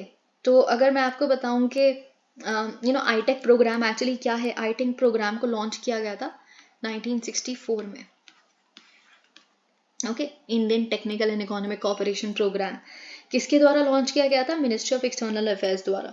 तो ये प्रोग्राम जो है it is fully funded by the government of India, और ये आप कह सकते हैं it is essentially bilateral in nature. हम यूजुअली चूज करते हैं ओके विद दिस कॉन्टिनेंट और विद दिस रीजन और विद दिस कंट्री, है ना, हम now will be active here, okay. तो ये चीजें आपको यहाँ पे पता होनी चाहिए कि इसमें कॉपरेशन, डेवलपमेंट और बड़ी सारी और चीजें ऐसे इसके अंदर करने की कोशिश करते हैं। और सबसे इंपॉर्टेंट और इजी पॉइंट है एशिया अफ्रीका ग्रोथ कॉरिडोर, जो इंडिया और जापान फंड करते हैं मिलके, एशिया अफ्रीका ग्रोथ कॉरिडोर। तो नंबर 1 इज पेनेप, number 2 is India Africa forum summit, number 3 is ITEC program, number 4 is Asia Africa growth corridor. अब हम आते हैं नेक्स्ट टॉपिक के ऊपर, और वो है ग्लोबल बायोफ्यूल अलायंस। अब देखिए यहाँ पे आप जानते हैं बायोफ्यूल्स क्या होते हैं, हम बहुत बार इन्वायरमेंट सेक्शन में भी देख चुके हैं। Biofuels are nothing but fuels जिन्हें हम बायोमास यूज करके बनाते हैं, ठीक है। आप ब्रोकन राइस, स्वीट पोटैटो, या फिर शुगर केन, किसी भी चीज़, रेसिड्यूल शुगर केन, है ना, इन सारी चीज़ों को जब यूज करके बेसिकली आप फ्यूल्स जब बनाते हैं तो उन्हें हम बायोफ्यूल्स कहते हैं, ओके। ऑलरेडी इंडिया की जो बायोफ्यूल पॉलिसी है 2 बार आपसे पूछी जा चुकी है प्रीलिम्स में रिसेंटली, तो ये आपके लिए इंपॉर्टेंट है, ओके। तो अभी लॉन्च किया गया है इंडिया द्वारा कई और कंट्रीज के साथ मिलके ग्लोबल बायोफ्यूल अलायंस को, GBA को। आपके लिए इंपॉर्टेंट है प्रीलिम्स के पर्सपेक्टिव से कि किस किस कंट्री ने मिलके बेसिकली इसे लॉन्च किया है। Okay, so we have India तो है ही, सिंगापुर, बांग्लादेश, बांग्लादेश याद रखिए। देखिए मैं आपको एक बात बताती हूँ, इंडिया आपको याद हो ही जाएगा, यूएसए और ब्राजील आपको याद हो ही जाएगा, क्योंकि यूएस और ब्राजील ही सबसे ज्यादा आप कह सकते हैं कि बायोफ्यूल्स प्रोड्यूस करते हैं। ठीक है, तो ये तो आपको याद हो जाएगा। बाकी चीजें याद कर लीजिए, अर्जेंटीना, मॉरिशस, यूएई। ओके, तो यहाँ पे आप एलिमिनेट करना आसान हो जाएगा जब आपको इंडिया याद होगा, यूएस याद होगा, ब्राजील याद होगा और बांग्लादेश याद होगा। सबसे इंपॉर्टेंट यही है। ठीक है, आपको याद रखना है Singapore, Italy, Argentina, Mauritius, UAE. ठीक है, तो ये बेसिकली जो अलायंस है वो ऑफ कोर्स बायोफ्यूल्स अडॉप्शन के लिए तो प्रमोट करेगी ही वर्ल्ड में, लेकिन it will also act as a central repository of knowledge. Expertise sharing भी तो होगी, एक्सपर्ट हब की तरह भी काम करेगा ये। बेस्ट प्रैक्टिसेस शेयर करना कंट्रीज के साथ, है ना। कि आप अपने आप को अगर फॉर एग्जाम्पल ट्रांजिशन कर रहे हैं अपनी इकोनॉमी का, तो you can act like this, you know, ये आपके लिए अफोर्डेबल होगा, इस तरह से काम कर सकते हैं एंड ऑल ऑफ दैट। इसका एम क्या है, ताकि ये सर्व करे एज अ कैटालिटिक प्लेटफॉर्म, जिससे फॉस्टर हो सके global cooperation for the advancement and wide spread adoption of biofuels. Okay, जैसे कि मैं आपको बता रही थी, जो ग्लोबल सस्टेनेबल बायोफ्यूल प्रोडक्शन है उसका 80% से ज़्यादा is concentrated in just 4 markets, यानी कि ये सबसे ज़्यादा प्रोडक्शन कर रहे हैं US, Brazil, Europe, Indonesia. Okay, तो ये चीज़ आपको यहाँ पे पता होनी चाहिए। और बायोफ्यूल पॉलिसी एग्जिस्ट करती है ब्राज़ील, इंडिया और यूएस में। देखिए, अगर मैं आपसे मेंस में पूछूं कि क्या बेनिफिट्स हैं ग्लोबल बायोफ्यूल अलायंस के इंडिया के लिए, तो आपको पता होना चाहिए कि इंडिया में ऑलरेडी बहुत सारे बायोफ्यूल इनिशिएटिव्स एग्जिस्ट करते हैं, जैसे सटैट, पीएम जीवन योजना, गोवर्धन योजना, है ना, ये, या फिर गोवर्धन स्कीम। तो ये हमारे ऑलरेडी एग्जिस्टिंग बायोफ्यूल इनिशिएटिव्स को बूस्ट करता है ग्लोबल लेवल पे भी। ठीक है, और आप जानते हैं, देखिए जो सड़े हुए एकदम फूड क्रॉप्स की बिल्कुल एकदम रेसिड्यूज हैं, कुछ भी है, जब उसको खरीद लिया जाएगा, जिसे कोई नहीं खरीद रहा एनीवेज, वो खराब हो चुकी है फार्मर्स के लिए, लेकिन उसे खरीदा जाएगा बायोफ्यूल प्रोडक्शन के लिए, तो इससे डबलिंग ऑफ फार्मर्स इनकम या इंक्रीजिंग फार्मर्स इनकम हो सकती है, नई जॉब्स क्रिएट हो सकती हैं बायोफ्यूल प्रोडक्शन के पूरे वैल्यू चेन में। इससे ऑयल डिपेंडेंसी रिड्यूस हो सकती है, बिल्कुल। और ऑयल डिपेंडेंसी एक बार हमारी रिड्यूस हो गई, क्योंकि इंडिया इंपोर्ट करता है more than 80% of its crude oil, तो इससे ऑयल डिपेंडेंसी कम होने के साथ साथ हमारा जो फिस्कल डेफिसिट है वो भी तो कम होगा, इंपोर्ट बिल कम होगा क्योंकि हमारा। ओके, और हमारा जो नेशनल टारगेट्स है जीबीए के आने के वजह से वो भी अचीव हो पाएंगे, क्योंकि हमारा नेशनल टारगेट क्या है कि हमें 20% एथेनॉल ब्लेंडिंग पेट्रोल में अचीव करनी है बाय 2025-2026।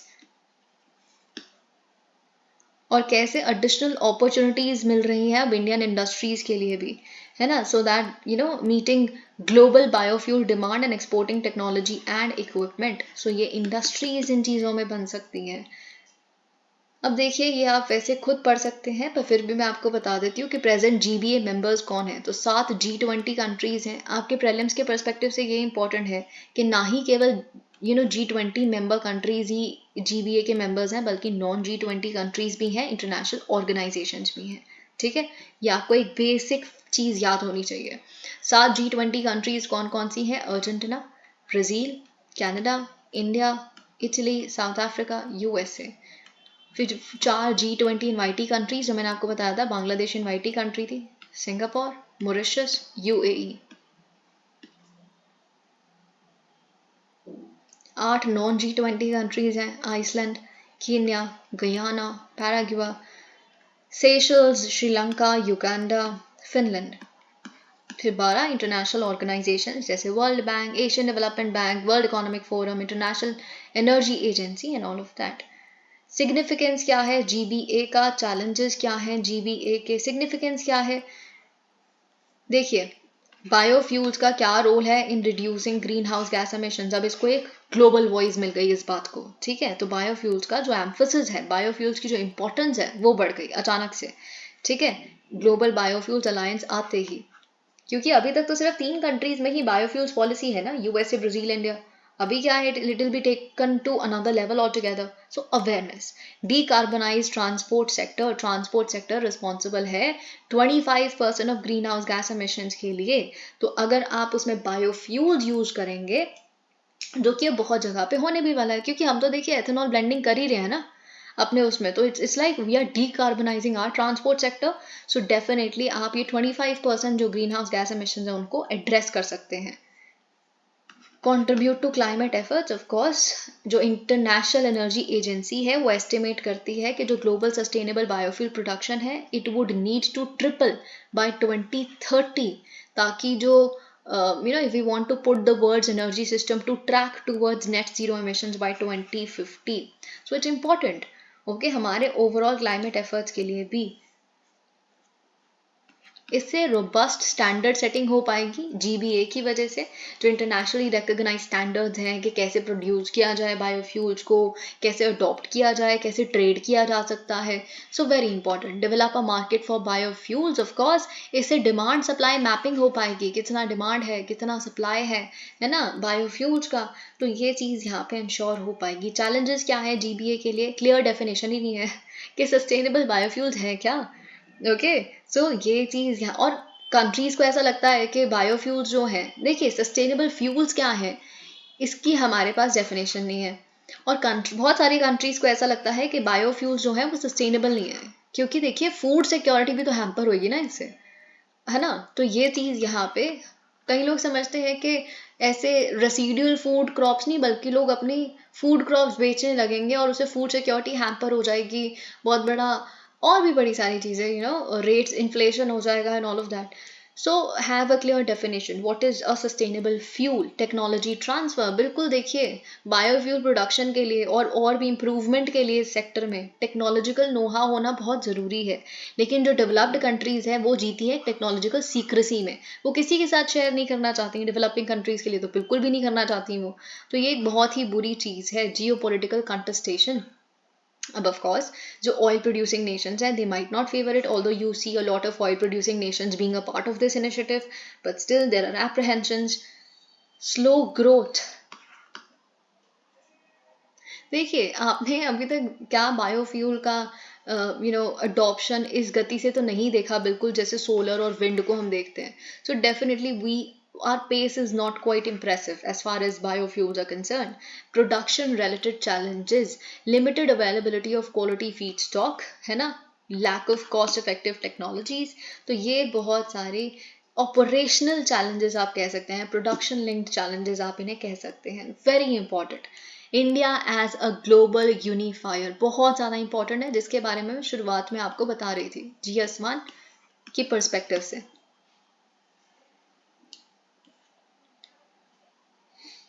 आइडिया क्या है वासुदेव कुटुंबकम का? वासुदेव कुटुंबकम का मतलब है that the whole world is one family, पूरा संसार एक ही परिवार है, right. It affirms the value of all life, okay. हर एक जो लाइफ है उसकी वैल्यू ऑलमोस्ट आइडेंटिकल है, humans, animals, plant, micro organisms, और ये सारे इंटरकनेक्टेड हैं on the planet earth and in the wider universe as well. It affirms the value of all life, human, animal, plant and micro organisms and their interconnectedness on the planet earth and in the wider universe. ये कुछ कुछ चीजें आपको लिखनी पड़ेंगी, okay.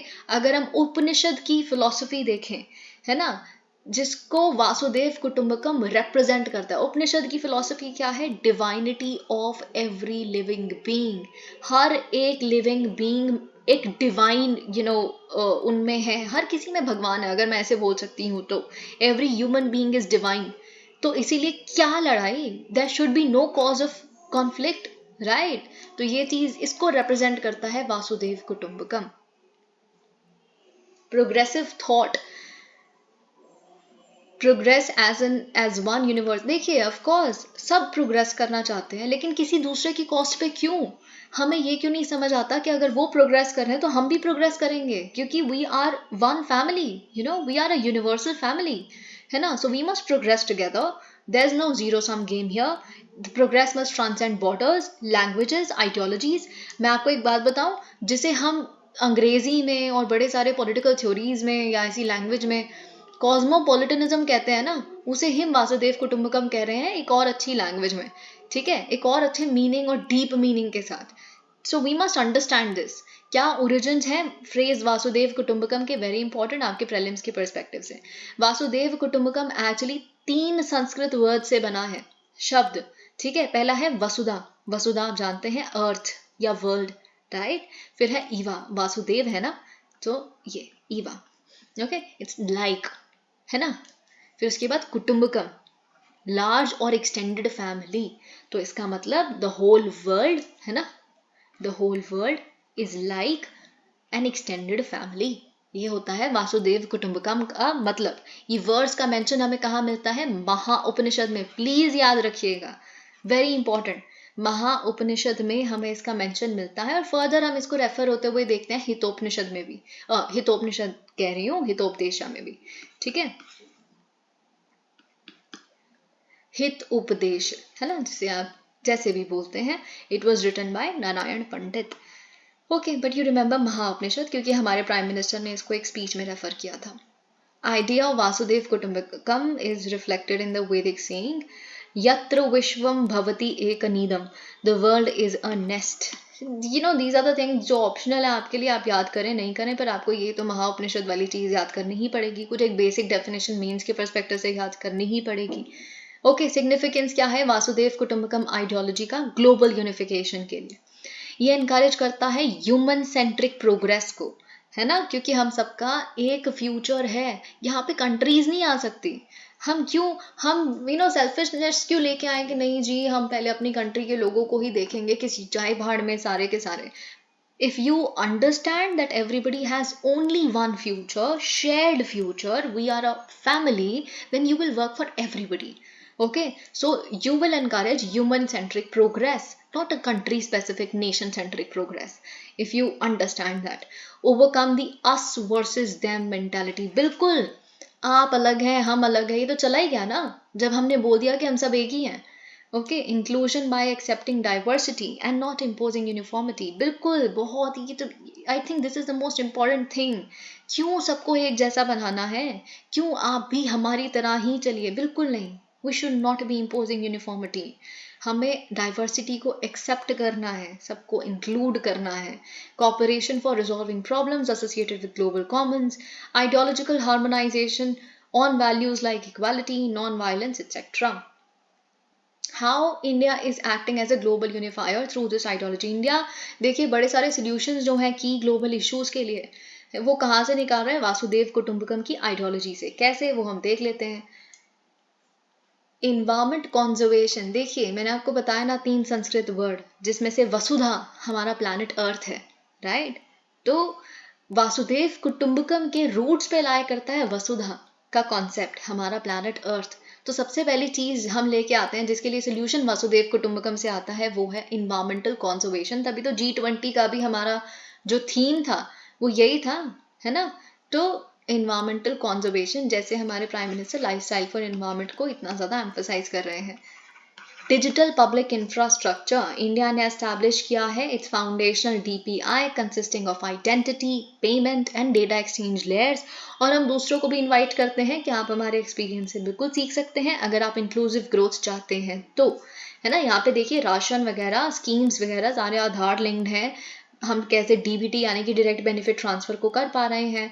Energy transition, okay, कैसे हम energy transition में भी we are contributing through initiatives such as International Solar Alliance, Global Biofuel Alliance, inclusive multilateralism. Inclusion का कॉन्सेप्ट ही है ना वासुदेव कुटुंबकम, है ना। तो जब तक ग्लोबल साउथ की नहीं सुनेंगे, अफ्रीकन यूनियन जैसी कंट्रीज को आप इन्वॉल्व नहीं करेंगे G20 में, तो व्हाट इंक्लूजन, राइट। तो ये हमने किया है।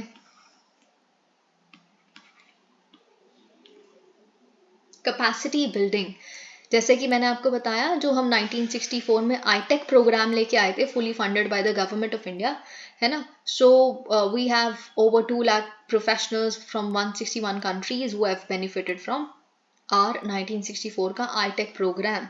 और अभी हमने ऊपर अगर आप हाइलाइट्स पढ़ेंगे ना इंडिया के G20 प्रेसिडेंसी के आउटकम्स की, तो उसमें आपको पता चलेगा that we pushed for the launch of data for development capacity building initiative.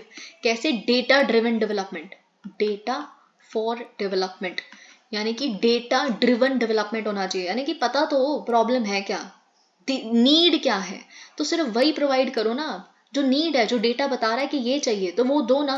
तो ये बेसिकली हमने इसके लॉन्च के लिए प्रमोट किया और हम इसे लॉन्च कर भी पाए. ठीक है. फिर आता है yoga, and this is also very important. कैसे जो हमारा यूनाइटेड नेशंस जनरल असेंबली ने डिक्लेयर किया जून 21 को as International Day of Yoga. और आप जानते हैं योगा का जो कॉन्सेप्ट है, योगा का जो आइडिया है, it fosters the culture of inclusiveness, fraternity, global family, uniting humanity. Okay, so it is example of India's soft power as well. So India definitely act कर रहा है एक global unifier के रूप में. तो ये सारे basically global यूनिफिकेशन के एग्जाम्पल हैं कि हमने योगा के माध्यम से सबको जोड़ दिया, हमने data for development ITEC programme के माध्यम से सबको जोड़ दिया, हम इंक्लूसिव मल्टीलैटरलिज्म के माध्यम से सबको कनेक्ट करने की कोशिश कर रहे हैं, हम इन्वायरमेंटल कंजर्वेशन के बड़े सारे इनिशिएटिव्स लाके सबको जोड़ने की कोशिश कर रहे हैं, क्योंकि सब कंसर्न है ना इन्वायरमेंटल कंजर्वेशन से. तो कल्चर, हम इससे सबको जोड़ने की कोशिश कर रहे हैं. Also G20 presidency provided a ground for showcasing unique and diverse cultures from different regions, हमारे देश के, बाकी देशों के, है ना. तो ये भी एक चीज हमने देखी. लेकिन चैलेंजेस क्या है? बहुत ज्यादा इंपॉर्टेंट, बैलेंसिंग नेशनल इंटरेस्ट्स. देखिए ध्यान से सुनिए, फिर मैं आपको एक एग्जांपल देती हूँ. There is a competitive and conflictual side of international relations. It considers nation states as the principal actors and national interests as paramount. It remains a challenging endeavor to balance global concerns with national interests. अभी देखिए क्या है, जब pandemic आया, right, तो सबको vaccine मिलनी चाहिए थी, तो सब everybody was a part of one family, right. तो हमने वैक्सीन मैत्री इनिशिएटिव चलाया सबका साथ देने के लिए, ठीक है, सबको वैक्सीन प्रोवाइड करने के लिए. लेकिन अचानक से फिर क्या हुआ, सेकेंड वेव आ गई कोविड की. तो सबसे बड़ी एलिगेशन मोदी गवर्नमेंट पे ये उठी कि आपने अपने सिटीजन से पहले दूसरों को एक्सपोर्ट करना शुरू कर दिया, आप तो बड़े केयरलेस हैं, है ना, आपने ये कैसे किया. तो अभी क्या है, कॉस्मोपॉलिटनिज्म, वासुदेव कुटुंबकम वर्सेस नेशनल इंटरेस्ट हो गया, और मोदी गवर्नमेंट को इंस्टेंटली वैक्सीन मैत्री इनिशिएटिव को रोकना पड़ा. सो मच सो कि भूटान जैसे देश कंप्लीटली हम पे निर्भर थे वैक्सीन लेने के लिए. सेकेंड डोज उनको, फर्स्ट डोज तो सबको दी थी, भूटान एक छोटा देश है फॉर एग्जाम्पल, है ना. सेकेंड डोज भी तो उनको थोड़े समय बाद चाहिए थी ना, तो वो हम नहीं दे पाए, वो सेकेंड डोज उन्हें कहीं और से लेनी पड़ी. ठीक है. तो यहाँ क्या हुआ, नेशनल इंटरेस्ट को और ये ग्लोबल जो कमिटमेंट है उसको मैनेज करना, बैलेंस करना बहुत डिफिकल्ट हो गया. ओके. और अल्टीमेटली नेशनल इंटरेस्ट ने ट्रम्प किया. डिफरेंट पावर का देखिए, वही है ना, नेशन स्टेट का कॉन्सेप्ट क्या है. नेशन स्टेट में जो 4 कंपोनेंट्स आते हैं उसमें से एक पॉपुलेशन है और एक गवर्नमेंट है. गवर्नमेंट पॉपुलेशन के लिए ही सबसे पहले अपना करेगी जो करेगी, पॉपुलेशन इन द सेंस अपने सिटीजन्स के लिए. तो वो चीज is very important. Different power centres. According to some, Vasudev Kutumbakam is not a peaceful construct but a dysfunctional one with different power centers vying to secure their interests, even at the risk of trampling over common values. ये तो हम देखते ही हैं. Also, it is not clear that in the presently emerging multipolar world, how will power be shared among the various leaders and centres. ये तो of course रहेगा ही कि अब हम आइडियलिस्टिक सेंस में तो कह भी नहीं रहे कि वासुदेव कुटुंबकम को इम्प्लीमेंट किया जाए. हम वैसे जहाँ जरूरी है वहां तो हो ही सकता है ना. एनफोर्समेंट इशू, हार्ड पावर, वही ना, हार्ड पावर जो है नेशन स्टेट की, मिलिट्री, डिफेंस, ये वो अटैक, ये काउंटर इंट्यूटिव है to the idea of Vasudev Kutumbakam. Okay. क्योंकि वासुदेव कुटुंबकम तो सेल्फ रिस्ट्रेंट के प्रिंसिपल पे बना हुआ है, और हार्ड पावर तो खुद इनिशिएटिव लेके डिस्ट्रॉय करने के उस पे बना हुआ है, फियर के उस पे बना हुआ है हार्ड पावर का कॉन्सेप्ट. Identity politics. कैसे जो आइडेंटिटी पॉलिटिक्स की मूवमेंट है जहाँ पे कास्ट, जेंडर और भी बड़ी सारी चीज़ें ये अस वर्सेस दम वैसे ही क्रिएट कर देता है. So how will we overcome that? Way forward क्या है? को एग्जिस्टेंस. एक स्पिरिट होगी अगर को एग्जिस्टेंस की, तो बिल्कुल हम सारे बैरियर्स को ओवरकम कर पाएंगे. उसमें लैंग्वेज, डिस्टेंस, ये सारी चीज़ें मैटर नहीं करेंगी. So such spirit can be imbibed through more interconnectedness, more such events, more such cultural people-to-people ties and all, more dialogue among nations, so coexistence. Reinvigorated multilateralism. बिल्कुल जैसे अफ्रीकन यूनियन को हमने G20 में include होते देखा है, वैसे United nation security council को भी इंक्लूड करना चाहिए. इंडिया, जर्मनी, इन सारे देशों को, ओके, बाकी अफ्रीकन देशों को भी. So we should be having greater push on effective, inclusive, networked multilateralism. Promotion of cultural elements, जैसे कि मैंने बताया, और कल्चरल एक्सचेंजेस की ज़रूरत है. Inclusive development, okay, supporting the development and empowerment of developing and least developed countries, especially in Africa, through trade, investment, aid, capacity building and technology transfer. अब हम आते हैं एक बहुत इंपॉर्टेंट क्वेश्चन के ऊपर. अगर ये आपसे मीन्स में पूछ लिया जाए कि कैसे इंडिया एक्चुअली वॉइस बन के खड़ा हुआ ग्लोबल साउथ का, ओके, यू मस्ट अंडरस्टैंड. सबसे पहले तो ग्लोबल नॉर्थ, ग्लोबल साउथ, ये आता कहाँ से है? देखिए, अगर तो आप बिल्कुल ही बिगिनर है ना इस प्रेपरेशन में, तो सबसे बड़ा तो डाउट आपके दिमाग में यही होना चाहिए, क्या है ग्लोबल साउथ, ग्लोबल नॉर्थ? ठीक है, what exactly is this thing? तो हम इन सारी चीजों को यहाँ पे देखते हैं. ओके, तो इंडिया बना एक advocate for the global south during G20. कैसे? अगर मैं आपसे ये पूछ लूँ कि 3 पॉइंट्स बताओ कि कैसे इंडिया ग्लोबल साउथ के लिए खड़ा हुआ G20 प्रेसिडेंसी के दौरान, तो पहली सबसे बड़ा पॉइंट तो यही है कि हमने अफ्रीकन यूनियन को इंक्लूड करवाया एज अ परमानेंट मेंबर. दूसरा, हमने कैसे जो ग्लोबल साउथ के इश्यूज थे उनको G20 डिस्कशंस में इंक्लूड किया, जैसे मल्टीलैटरल डेवलपमेंट बैंक्स के रिफॉर्म्स के बारे में हमने काफ़ी एम्फेसिस दिया. हमने डेट रीस्ट्रक्चरिंग की बात करी. अगर कंट्रीज बहुत ज़्यादा सॉवरेन डेट फेस कर रही हैं, जैसे श्रीलंका जैसी कंट्रीज, तो उनके डेट को रीस्ट्रक्चर किया जाना चाहिए चाइना जैसी कंट्रीज द्वारा या बाकी किसी और वेस्टर्न कंट्री द्वारा.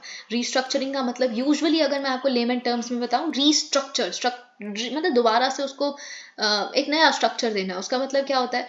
आप कर सकते हैं, आप बोल सकते हैं चलिए अभी आपको 1 साल में देना है तो आप 5 साल में वापस कर दीजिए इस लोन को, है ना. अभी आप 6% इंटरेस्ट पे दे रहे हैं तो आप 3% पे दे दीजिए. तो मैंने पूरे डेट को रीस्ट्रक्चर कर दिया, उसको सॉफ्ट कर दिया. ठीक है, तो ये किया जाना चाहिए, हमने ये एम्फेसिस दिया. हमने रिसोर्स मोबिलाइजेशन के लिए एम्फेसिस दिया, क्लाइमेट फाइनेंस के लिए इतना चाहिए ही चाहिए, है ना, और ये आपकी ऑब्लिगेशन है, हमने इसमें एम्फेसिस दिया. ओके, तो हमने G20 की जितनी भी मीटिंग्स हुई थी उसमें ग्लोबल साउथ के इश्यूज को रखा, इंक्लूड किया. और G20 की जो थीम थी, one earth, one family, one future, Vasudev Kutumbakam, ये सिंबलाइज करती है inclusion of developing countries. One world है ना, तो वन वर्ल्ड में तो डेवलपिंग नेशंस भी आते हैं, सो कॉल्ड, जिन्हें आज तक आपने मार्जिनलाइज किया हुआ था वो भी तो आते हैं. ठीक है, तो ये 3 तरीके थे जिससे इंडिया ने अपनी G20 प्रेसिडेंसी के दौरान ग्लोबल साउथ के मुद्दों को रखा. तो व्हाट इज ग्लोबल साउथ? क्या है ग्लोबल साउथ? अगर आपसे इंटरव्यू में यही पूछ लिया जाए व्हाट इज ग्लोबल साउथ, तो Global South actually developing, less developed और अंडर डेवलप्ड नेशंस को कॉन्स्टिट्यूट करती है. ओके, ये कंट्रीज प्राइमरली लोकेटेड हैं सदर्न हेमिस्फीयर में. Okay, and they are largely in Africa, Asia and Latin America. ये तो आप अपनी डेफिनेशन में लिखिएगा भी. ओके, और ग्लोबल नॉर्थ क्या है? जो मोस्टली या प्राइमरली नॉर्दर्न हेमिस्फीयर में लाई करते हैं, और इसमें है economically and technologically advanced countries जैसे US, Canada, Europe, Russia, Australia, New Zealand, है ना. तो ये कॉन्स्टिट्यूट करते हैं ग्लोबल साउथ. अब ये कॉन्सेप्ट आया कहाँ से? So this concept can be traced back to the Brandt report of 1980. जिसने प्रपोज किया उसने बेसिकली पता है क्या किया था, मैं आपको बताती हूँ. यहाँ से ना एक ऐसा डेटा मिला था, ठीक है, उसमें उन्होंने ऐसे बताया कि ग्लोबल नॉर्थ, ग्लोबल साउथ ऐसे लिखा है कि GDP कितनी है इनकी, टेक्नोलॉजिकल एडवांसमेंट कितनी है. तो उन्होंने बोला कि अच्छा ये ग्लोबल साउथ है, ये ग्लोबल नॉर्थ है, तो इनके पास तो 80% of world's GDP is here, 20% is here for example, ऐसे किया और पता चला कि अच्छा ये तो 2 भागों में डिवाइडेड है, डेवलप्ड और डेवलपिंग कंट्रीज। तो ये बेसिकली इन्होंने बोला अच्छा this is Global south and this is global north, है ना, based on the technological advancement, GDP and standard of living, जो मैंने आपको अभी बताया। Okay, so this is actually brand line. एक इमेजिनरी लाइन है, ऐसा कुछ रियल में नहीं एग्जिस्ट करता। सो दिस इज ब्रांड लाइन। आप चाहें तो अपने मेंस के आंसर में इसे ड्रॉ भी करके आ सकते हैं as it is. Okay, Australia, New Zealand, Russia, ये सारे यहाँ पे आ रहे हैं। ओके, अब क्या फैक्टर्स हैं जिसकी वजह से इंडिया सच में वॉइस बन पा रहा है ग्लोबल साउथ की? Historical and philosophical appeal. पहली बात तो हम भी झेल चुके हैं कोलोनियलिज्म, राइट। हम नॉन अलाइंड मूवमेंट के भी, नैम के भी लीडर रह चुके हैं, है ना। और फिलोसफिकल क्या है कि हम बिलीव करते हैं, हमारी उपनिषद की फिलोसफी ही वासुदेव कुटुंबकम है। सो हिस्टोरिकल एंड फिलोसफिकल अपील है हमारी बाकी साउथ कंट्रीज के लिए। Economic and geopolitical cloud. अब देखिए ये सारी कंट्रीज हमें अपना आइडियल मानने लगी हैं कि अगर इंडिया बढ़ सकता है तो बिल्कुल हम भी बढ़ सकते हैं, और इंडिया तो परफेक्ट भी है। They are standing for their culture and traditions, they are also developing, है ना। They are also they've also become the 5th largest economy. So we have economical and geopolitical cloud to actually stand in front of each and every country and speak out loud. Okay, we can be a bridge between developed and developing world. बिल्कुल ना, हमारे aspirations भी है लेकिन हम roots को भी नहीं भूल रहे। हम फास्टेस्ट ग्रोइंग इकोनॉमीज में से भी आते हैं, ठीक है। रिस्पॉन्सिबल पार्टनर भी हैं। आप जानते हैं कैसे, क्यों हम हमारी तरफ सब अट्रैक्टेड हैं? क्योंकि हम फर्स्ट रिस्पॉन्डर होते हैं हर तरह के ह्यूमैनिटेरियन क्राइसिस में। कोई फ्लड होता है जैसे मेडागास्कर, कहीं पे भी हम सबसे पहले अपने एरोप्लेन्स को भेज देते हैं वहाँ पे रेस्क्यू के लिए। या फिर कभी नेपाल में कुछ भी कोई अर्थक्वेक हुआ तो हम फर्स्ट रिस्पॉन्डर थे। अभी श्रीलंका में भी जो इकोनॉमिक क्राइसिस हुआ उसमें फर्स्ट रिस्पॉन्डर कौन था? इंडिया। ओके, तो हम है रिस्पॉन्सिबल पार्टनर। लेकिन क्या चैलेंजेस हैं जो ग्लोबल साउथ फेस करता है? वेरी इंपॉर्टेंट आपके मेंस के पर्सपेक्टिव से। ग्लोबल फोरम्स में अंडर रिप्रेजेंटेशन, जैसे यूएनएससी में परमानेंट मेंबरशिप कहाँ ही मिली हुई है ग्लोबल साउथ को। Geo political conflict of Global north impact global decision making process. Of course, देखिए जैसा कि हमारे external affairs minister S Jaishankar भी कहते हैं कि यूरोप में अगर कुछ बुरा हो रहा है या यूरोप के किसी पार्टनर में की कंट्री में कुछ बुरा हो रहा है तो वो सबके लिए एक दुख की बात होनी चाहिए। लेकिन हमारे जो इतने दुख हैं जो आज तक हमने झेले हैं, आज भी झेल रहे हैं, वो यूरोप के लिए कंसिडरेशन ही नहीं है। वो डिसीजन मेकिंग प्रोसेस में कभी लिया ही नहीं जाता ना। तो और आपके जो ग्लोबल नॉर्थ के कोई भी ऐसी दिक्कतें होती है, कॉन्फ्लिक्ट होती हैं, उससे इन्फ्लेशन बढ़ जाती है। जैसे अभी यूक्रेन कॉन्फ्लिक्ट हो रहा है तो उसकी वजह से आपने सैंक्शंस लगा दी, ट्रेड रूट्स बंद कर दिए, ये कर दिया, वो कर दिया। उससे क्या हुआ? हमारे जो ऑयल के प्राइसेस हैं, फूड प्राइस, फर्टिलाइजर प्राइसेस, सब कुछ दे वेंट अप, राइट। और कौन भुगत रहा है? इजिप्ट, अफ्रीका की बाकी कंट्रीज, हमारे जैसी कंट्रीज। ओके, सो ये चीज diverging approach to Global North on normative issues of Global North. Okay, देखिए हमारे लिए डेमोक्रेसी का मतलब बहुत अलग है, इनके लिए डेमोक्रेसी का मतलब बहुत ही अलग है। हमारे लिए ह्यूमन राइट्स का कॉन्सेप्ट बहुत अलग है। हम एक इंक्लूसिव कल्चरल ट्रेडिशन, ये नोशंस लेते हैं। ये लोग कुछ अलग लेवल के वेस्टर्न देश हैं, कुछ अलग तरह से, और एक बहुत ही अलग वेस्टर्नाइज्ड कॉन्सेप्ट्स हैं इनके सारे के सारे। ओके, तो ये चीज global south is disproportionately impacted by the most global south. बिल्कुल, क्लाइमेट चेंज होगा, किया किसने? वेस्ट ने, नॉर्थ ने। भुगतेगा कौन सबसे ज्यादा? साउथ। क्या गलती है मॉलडीव्स की कि वो डूबने वाला है आने वाले समय में, जस्ट बिकॉज आपने क्लाइमेट चेंज किया था और उसका आप आज कॉम्पनसेशन भी नहीं दे रहे क्लाइमेट फाइनेंस के लिए। तो ये चीज यहाँ पे आपको पता होनी चाहिए। देखिए आपके मेंस के पर्सपेक्टिव से बहुत इंपॉर्टेंट है कि इंडिया ने आज तक कौन से इनिशिएटिव्स लिए हैं ग्लोबल साउथ के। तो ऑफ कोर्स आप इसमें लिखेंगे कि G20 में voice of the global south summit हमने किया एंड ऑल ऑफ दैट, है ना। हमने G20 प्रेसिडेंसी के दौरान अफ्रीकन यूनियन को इंक्लूड किया, ये भी लिख सकते हैं। लेकिन और कुछ इंपॉर्टेंट पॉइंट्स, महाऋषि हमारा जो इनिशिएटिव है, millets and other ancient grains international research initiative, ये ग्लोबल फूड सिक्योरिटी के लिए हम लेके आए हैं, ठीक है। और global south centre of excellence, तो आपको ये लिखना है Global south centre of excellence. इसमें हम रिसर्च और डेवलपमेंट सॉल्यूशंस लेके आते हैं प्रॉब्लम्स के लिए, ग्लोबल साउथ प्रॉब्लम्स के लिए। Global South science and tech initiative, Global South young diplomats forum, यहाँ पे हम सिनर्जाइज करते हैं ग्लोबल साउथ की डिप्लोमेटिक वॉइस को, सब एक आवाज में बोलेंगे हर एक ग्लोबल फोरम में. सो global South young diplomats forum, global south scholarship जो इंडिया देती है ताकि यहाँ पे आप हायर एजुकेशन परस्यू कर सकें. Global okay G20 satellite mission for environment and climate observation, जो मैंने ऊपर डिस्कस भी किया. How has India position itself as the leader of the global south. बिल्कुल हमने गुडविल गेन की.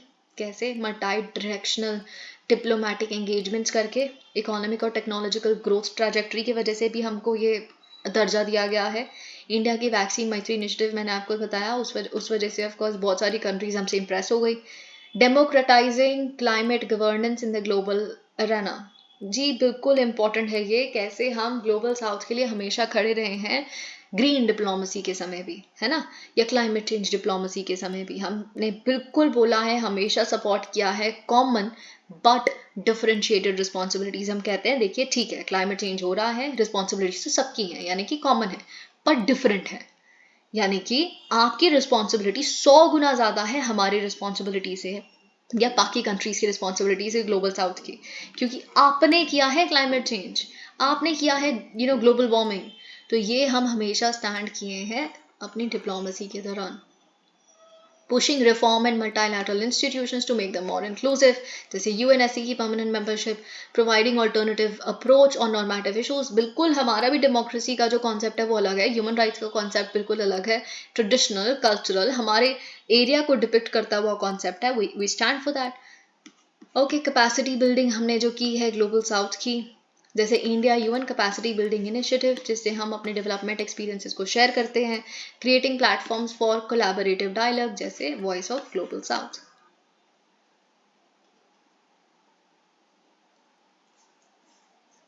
देखिए क्या चैलेंजेस हैं इंडिया के लिए in leading the global South. जैसे कि मैंने आपको बताया ना, नेशनल इंटरेस्ट को और जो हमारी कमिटमेंट्स हैं ग्लोबल साउथ के लिए उसको मैनेज करना बहुत डिफिकल्ट है. जैसे कि मैंने बताया ना वैक्सीन मैत्री इनिशिएटिव के समय क्या हुआ, वैसे ही जो हमने रीसेंट बैन लगाया राइस एक्सपोर्ट्स पे, अब ये पॉलिटिकल इन नेचर है ये बैन. आप जानते हैं हमने इकोनॉमी के सेक्शन में से डिस्कस भी किया कि हमारे फार्मर्स के लिए कितना ज़्यादा बुरा साबित हो रहा है फार्मर्स का, तो यही कहना है. तो साथ ही साथ में लेकिन ये पॉलिटिकल भी तो है ना, मतलब अगर कंज्यूमर्स जो हैं उनके लिए अगर बहुत ज़्यादा दाम हो जाएंगे तो महंगाई तो सबसे बड़ा मुद्दा है, और 2024 के इलेक्शंस भी आ रहे हैं ऐसा एनालिस्ट कहते हैं. लेकिन आप नेशनल इंटरेस्ट को सबसे ऊपर रख रहे हैं अपने ग्लोबल साउथ की कमिटमेंट से भी, क्योंकि राइस एक्सपोर्ट इजिप्ट, अफ्रीका, इन सारी कंट्रीज में जाते हैं, but you not doing anything about it. Okay, limited resources, आपके पास इतने रिसोर्सेज नहीं है कि आप ग्लोबल साउथ के लिए एटलीस्ट फिनेंशियली खड़े हो सकें, पर हम अपने उससे ज़्यादा ही करते हैं खैर कैपेबिलिटी से. चाइनीज़ कंपटीशन एंड इंटरफेरेंस, बिल्कुल हम अगर कहीं पे भी जाएंगे अपना कदम रखने की कोशिश करेंगे, चाइना वहाँ पहले ही खड़ा है, तो उसको काउंटर करना बहुत मुश्किल है. ग्लोबल साउथ में हमारा नेबरहुड ही देख लीजिए, कौन सा नेबर है जो चाइना के पास नहीं गया है. इनफैक्ट भूटान और चाइना के बीच में भी अब रिश्ते नॉर्मलाइज हो रहे हैं. So this is huge and this is concerning as well sometimes. Way forward, ensuring that तो क्या किया जाए. Concerns of Global South are acknowledged and accounted at multilateral forums. बिल्कुल ग्लोबल साउथ के concerns एक बार ही बोल दिया तो अब बार बार बोलें, हम हर multilateral forum पे बोलें कि ये concerns है ग्लोबल साउथ के, बस बहुत हो गया आपके, हमने भी देख लिया आपके दुख बहुत, हमारे भी दुख देखिए. ठीक है, तो 5 pillared approach जो है इंडिया की, यूजुअल इंक्लूसिव डायलॉग की जो अप्रोच है वो हम यूटिलाइज कर सकते हैं. सम्मान, संवाद, सहयोग, शांति, समृद्धि. ठीक है, ये हमारे प्राइम मिनिस्टर ने दिया था. सम्मान मतलब रिस्पेक्ट, संवाद मतलब डायलॉग, सहयोग मतलब कॉपरेशन, शांति मतलब पीस, समृद्धि मतलब प्रोस्पेरिटी. रिमेंबर इट, एक दो बार पढ़ेंगे याद हो जाएगा. सम्मान, संवाद, सहयोग, शांति, समृद्धि. सिनर्जीज को डेवलप कीजिए ग्लोबल साउथ में on trade, technology, tourism, resources. Reforming global trade and finance institutions, बिल्कुल WTO वगैरह में भी रिफॉर्म होना चाहिए. So this is what is written here. अब आता है G77 का. देखिए G77 को एस्टैब्लिश किया गया था 1964 में बाय 77 डेवलपिंग कंट्रीज. ओके, और बेसिकली हम साउथ साउथ कॉपरेशन के लिए इसको लेके आए थे, South South cooperation for development, और ताकि एनहांस किया जा सके जॉइंट नेगोशिएटिंग कैपेसिटी हमारी यूनाइटेड नेशंस सिस्टम में. 134 मेंबर्स हैं आज, तो इंडिया ऑब्वियसली मेंबर है. Largest inter governmental organisation of developing countries. अब हम आते हैं इंडिया आसियान के ऊपर। Now let me just check कि कितना यहाँ पे रह गया है समझने वाला। फिर अब्राहम अकॉर्ड्स हैं, आई होप इसके बाद यहाँ कुछ ना हो। Okay, then we have India Saudi Arabia as well. देखते हैं इंडिया और आसियान के रिश्तों को। आपको पता है कि recently prime minister of India Narendra Modi ji ने अटेंड किया 20th आसियान इंडिया समिट को और 18th ईस्ट एशिया समिट को, जो जकार्ता इंडोनेशिया में हुई। आसियान क्या है? आसियान को एस्टैब्लिश किया गया था 1967 में with signing off ASEAN declaration, जिसे हम बैंकॉक डेक्लरेशन भी कहते हैं। आपको प्रीलिम्स के पर्सपेक्टिव से याद रखना है कि पहली 5 कंट्रीज कौन थी जिन्होंने आसियान डेक्लरेशन को साइन किया। तो वो थी इंडोनेशिया, मलेशिया, फिलीपींस, सिंगापुर और थाईलैंड। ओके, तो ये आपको यहाँ पे याद रखना है, IMPST, ठीक है, IMPST। और वैसे अब कौन मेंबर्स है? Brunei, Cambodia, Indonesia, Myanmar, Laos, Malaysia, Philippines, Singapore, Thailand and Vietnam. तो ये बेसिकली अब इनके मेंबर्स हैं। पर्पस क्या है आसियान का? Economic growth, social progress, cultural development, regional piece और स्टेबिलिटी को प्रमोट करना, एक्टिव कोलैबोरेशन को एनकरेज करना, म्यूचुअल असिस्टेंस को एनकरेज करना, कॉमन इंटरेस्ट के मुद्दों पे असिस्टेंस प्रोवाइड करना एक दूसरे को in the form of training and research facilities. आप जानते हैं आसियान की चेयरमैनशिप रोटेट करती है annually based on alphabetical order. Prelims के पर्सपेक्टिव से बहुत इंपॉर्टेंट, जो इंग्लिश नाम है मेंबर स्टेट्स के, जो हमने ऊपर देखे, अल्फाबेटिकल ऑर्डर में रोटेट की जाती है चेयरमैनशिप। ओके, फिर आता है आसियान समिट। आसियान समिट आप जानते हैं हाईएस्ट पॉलिसी मेकिंग बॉडी है आसियान की। यहाँ पे हेड्स ऑफ स्टेट और गवर्नमेंट जो है आसियान मेंबर स्टेट्स के, वो बेसिकली अटेंड करते हैं। वेरी इंपॉर्टेंट, प्रीलिम्स के पर्सपेक्टिव से आसियान समिट की मीटिंग्स होती हैं 2 बार एनुअली। आसियान का सेक्रेटेरिएट भी है, जी हाँ, कहाँ है? Indonesia, Jakarta. ओके, अब देखिए आपको ये भी पता होना चाहिए कि आसियान +3 कॉपरेशन क्या है। ऑफकोर्स आसपास के रीजन के ही लोग हैं। आसियान +3, आसियान +3 और कंट्रीज आसपास की, ठीक है। तो वो कौन सी है? China, Japan, south Korea. ये बहुत ही आसान था ये। फिर आता है ईस्ट एशिया समिट, जिसको हमने अभी अटेंड किया, 18th ईस्ट एशिया समिट को। वेरी इंपॉर्टेंट और बहुत आसान है। मैं आपको बहुत आसान तरीका बताती हूँ इसको याद करने का। Okay, late me just see 1 2 4 5 6 7 8। Very important and very easy. यहाँ पे पता है क्या किया आसियान के साथ ना, ईस्ट एशिया समिट में हमने सोचा कि जो आपस में कंट्रियां लड़ती हैं ना, उनको ले आते हैं, ठीक है, ताकि एक समिट में आएंगी, बातचीत करेंगी, तो कहीं ना कहीं इनकी जो लड़ाई है, दुश्मनी है, वो सॉल्व होती दिखेगी हमें। तो हमने क्या किया, हम ले आए फॉर एग्जाम्पल चाइना को, जापान को और साउथ कोरिया को। इन तीनों की नहीं बनती, ठीक है, जापान साउथ कोरिया की नहीं बनती क्योंकि इन्वेजनरी इनका पास्ट है। चाइना की तो वैसे ही नहीं बनती किसी के साथ इनमें से, ठीक है। 3 हो गए, 8 है ना। और बाकी क्या हुआ? और हम चलिए और देखते हैं कि क्या आया। यहाँ पे हम ले आए रशिया और यूएस को,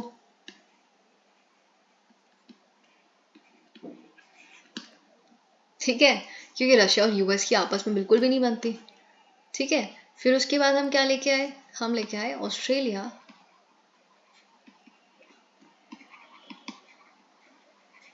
न्यूजीलैंड और इंडिया को। ओके, क्योंकि एक समय पे हमें भी दिक्कतें थी ऑस्ट्रेलिया, न्यूजीलैंड और इंडिया के बीच में, ठीक है। तो ये हमने बेसिकली यहाँ पे करने की कोशिश की थी। की हाइलाइट्स क्या रही आसियान इंडिया समिट की? तो इंडिया ने प्रेजेंट किया 12 पॉइंट प्रपोजल, जिससे हम स्ट्रेंथन कर सकते हैं इंडिया आसियान कॉपरेशन को। इसमें से कई पॉइंट्स क्या है कि हम मल्टी मोडल कनेक्टिविटी एस्टैब्लिश कर सकते हैं, इकोनॉमिक कॉरिडोर एस्टैब्लिश कर सकते हैं जो लिंक करे साउथ ईस्ट एशिया, इंडिया और वेस्ट एशिया और यूरोप को। यानी कि क्या हम करना चाहते हैं? साउथ ईस्ट एशिया को इंडिया से लिंक, फिर इसको वेस्ट एशिया से लिंक, फिर अल्टीमेटली यूरोप से लिंक। सब कुछ अल्टीमेटली यूरोप से ही लिंक हो रहा है, ठीक है। South Asia to India, India to West Asia, West Asia to Europe, ठीक है। और फिर उसके बाद आपको पता होना चाहिए कि हमने बोला कि शेयर किया जा सकता है इंडिया का digital public infrastructure stack with ASEAN partners. हमसे आप मतलब सीख भी सकते हैं, इसको देख भी सकते हैं कैसे इससे वेलफेयर और सोशल जो मेजर्स हैं वो लिए जा सकते हैं। ASEAN India fund for digital future,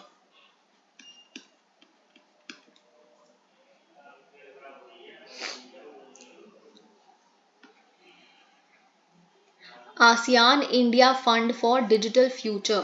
okay, तो ये बेसिकली क्या है, focuses on cooperation in digital transformation and financial connectivity. तो हमने बेसिकली बोला कि हम प्रपोज कर रहे हैं कि एस्टैब्लिश किया जाए आसियान इंडिया फंड को, किसके लिए, डिजिटल फ्यूचर के लिए। ओके, तो हम बेसिकली इसे डिजिटल ट्रांसफॉर्मेशन और फाइनेंशियल कनेक्टिविटी को इन्विसाज करते हैं।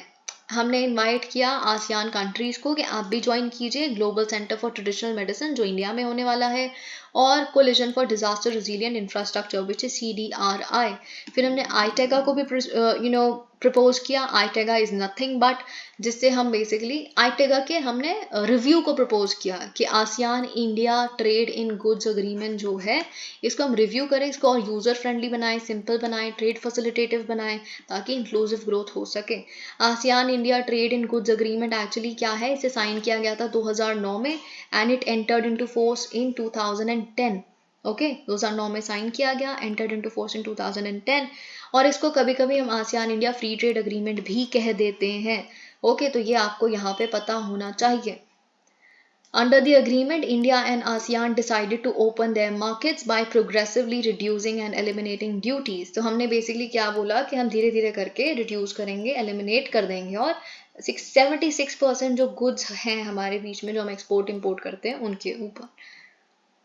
अब ईस्ट एशिया समिट की हाईलाइट्स क्या है, हमने रिव्यू किया of the implementation of east Asia summit plan of action 2018 to 22, और हमने बोला अब हम अडॉप्ट करते हैं एक नया plan of action which is 2024 से 2028 तक का। तो इसमें 2028 तक वाले प्लान ऑफ एक्शन में हम क्या करेंगे, मेन स्ट्रीम करेंगे और इम्प्लीमेंट करेंगे आसियान आउटलुक को ऑन इंडो पैसिफिक। हम रीइंफोर्स करेंगे ऑफ कोर्स आसियान की सेंट्रलिटी और आसियान लेड मैकेनिज्म की centrality as a driving force within the East Asia summit. Okay, और हम जो सस्टेनेबल डेवलपमेंट गोल्स हैं उनको तो एस्टैब्लिश और अचीव करेंगे ही। बहुत ज़्यादा बड़ा आ गया यार ये तो।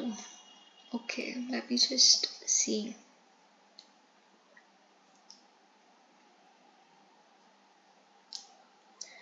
इंडिया और आसियान के रिश्तों का सिग्निफिकेंस क्या है, जियोपॉलिटिकल। सबसे पहले तो क्योंकि आसियान सेंट्रल है हमारी एक्ट ईस्ट पॉलिसी के लिए भी, इंडो पैसिफिक विजन के लिए भी, और हमारे सागर इनिशिएटिव के लिए भी ये बहुत इंपॉर्टेंट है।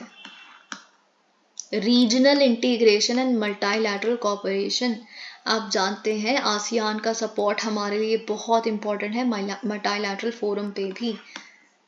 इकोनॉमिक कोऑपरेशन, आप जानते हैं कि जो ट्रेड है आसियान के साथ वो अकाउंट करता है इंडिया के ग्लोबल ट्रेड में से 11.3%, विच इज़ ह्यूज, और हमारा बायलैटरल ट्रेड भी बहुत ज़्यादा बढ़ता जा रहा है। Now this is something very interesting, development of north east. आप जानते हैं कि नॉर्थ ईस्ट हमारे लिए बहुत इंपॉर्टेंट है क्योंकि नॉर्थ ईस्ट ही तो कनेक्ट करता है हमको साउथ ईस्ट एशिया से, और साथ ही में जो India Myanmar Thailand trilateral highway है IMT, India Myanmar Thailand trilateral highway, और जो कालादान मल्टी मोडल प्रोजेक्ट है, इसकी वजह से ग्रेटर कनेक्टिविटी हो रही है नॉर्थ ईस्ट के साथ साउथ ईस्ट एशिया की।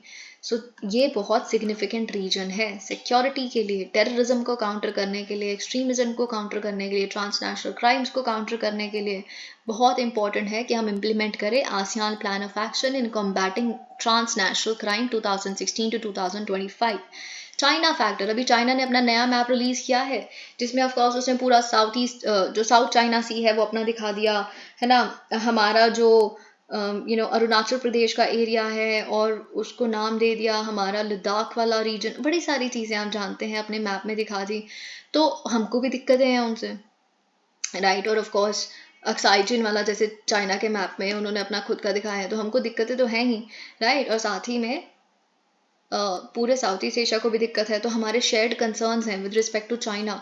सो that also makes this particular region very significant. अगर चाइना के खिलाफ कोई भी है तो वो इंडिया के लिए इंपॉर्टेंट हो जाता है. Okay, soft power. आप जानते हैं इंडिया और साउथ ईस्ट एशिया के बीच में कुछ people to people ties, cultural civilisational ties भी हैं, है ना.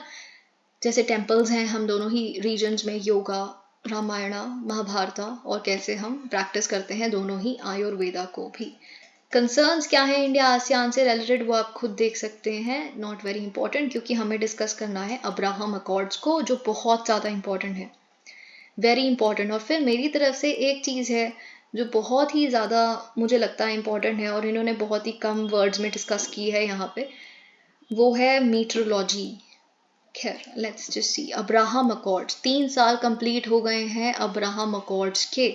Abraham religion, I think Abrahamic religion आप जानते हैं क्या होते हैं, जिसमें यहाँ आप देख सकते हैं इस्लाम, क्रिश्चियनिटी और जुडाइज्म. ये बेसिकली आप कह सकते हैं कि ये जो मोनोथीस्टिक ये 3 रिलीजन्स हैं, ये they all find their roots in prophet Abraham. ठीक है, तो इसीलिए बेसिकली इन अकॉर्ड्स को हम अब्राहम अकॉर्ड्स कह रहे हैं. लेट्स जस्ट सी यहाँ पे क्या लिखा है. मोनोथीस्टिक, आई होप आप समझते हैं मोनोथीस्टिक रिलीजन क्या है, जो एक ही भगवान में बिलीव करते हैं. वो इस्लाम है, क्रिश्चियनिटी है और जुडाइज्म है. ठीक है, तो ये प्रॉफिट अब्राहम में बेसिकली अपने रूट्स देखते हैं. अब हम आते हैं अब्राहम अकॉर्ड्स के ऊपर. Abraham Accords refers to collective agreement. किसके बीच में? यूएस के बीच में, यूएई के बीच में और इजराइल के बीच में. ये यूएस का बेसिकली ट्रम्प का एक इनिशिएटिव था कि यूएई यानी कि मिडिल ईस्ट और इजराइल के बीच में डिप्लोमेटिक रिश्तों को सुधारा जा सके, एस्टैब्लिश किया जा सके, ऐसा कुछ. ठीक है, तो it was signed in September 2020. So US, UAE and Israel. Okay, तो ये बेसिकली आपको पता होना चाहिए. And then later on these accords were extended to countries of Sudan, Bahrain and Morocco. Say you get an answer on Abraham Accords in your mains, तो आप बिल्कुल ये ड्रॉ करके आ सकते हैं. Okay, so this is important for you. और आप ये भी लिख के आ सकते हैं कि सिर्फ 5 अरब स्टेट्स ऐसी हैं जिनके डिप्लोमेटिक टाइज इस्टेब्लिश्ड हैं इसराइल के साथ. एक है इजिप्ट, जिसका बहुत पहले हुए थे. ठीक है, फिर Jordan, UAE, Bahrain and Morocco. Okay, so this is something you must understand.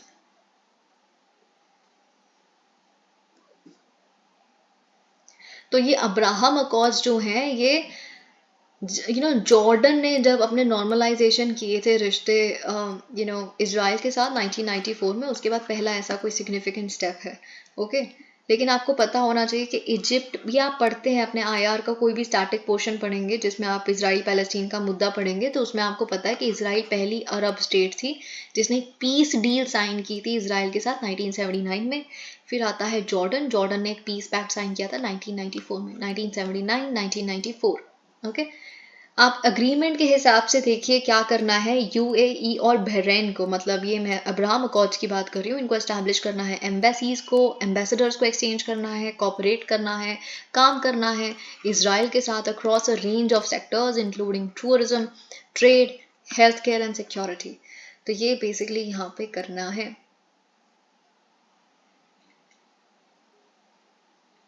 देखिए, अब आप चैलेंजेस तो समझते ही हैं. इजराइल पैलेस्टीन के मुद्दे के बाद आपको लगता है यूएई पे कितना प्रेशर है डोमेस्टिक, कि वो इजराइल के साथ कोई भी रिश्ता ना रख पाए इस तरह का. ठीक है, लेकिन फिर भी हम देखते हैं क्या सिग्निफिकेंस है अब्राहम अकॉर्ड्स का. Stability in the region, very important. Abraham Accords को डिजाइन ही इस तरह से किया गया था कि एक कलेक्टिव सिक्योरिटी फ्रेमवर्क क्रिएट किया जा सके for enhancing stability and preventing conflict in the Persian Gulf. Solution to, क्योंकि आप टूरिज्म में, ट्रेड में, हेल्थ केयर में, सिक्योरिटी में, हर चीज़ में जब कॉपरेट करेंगे तो लड़ाई कब करेंगे? तो अपने आप स्टेबिलिटी आ जाएगी पूरी पर्शियन गल्फ में या फिर मिडल ईस्ट में. Solution to Israel Palestine issue, जी बिल्कुल करने की कोशिश तो यही थी, पर अभी of course it has become very difficult. Economic significance, जो ट्रेड है between Israel and other West Asian countries, it is already increasing. It increased by 74% between 2021 to 2022. और ऐसा क्यों हुआ है? अब्राहम अकॉर्ड्स जैसे इनिशिएटिव की वजह से हो पाया है. रिलीजियस सिग्निफिकेंस आप जानते हैं सारे ही अब्राहम जो रिलीजन है, ठीक है, उनका they can visit historic religious sites in Israel. अगर आप इजराइल के साथ रिश्ते सुधार लेंगे तो आप अलग सा मॉस्क जा सकते हैं जेरूसलम में, ठीक है।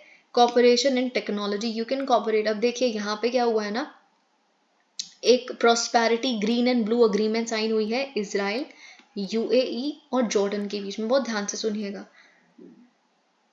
एक सोलर फील्ड है, अब वो इलेक्ट्रिसिटी सप्लाई करेगी इजराइल को,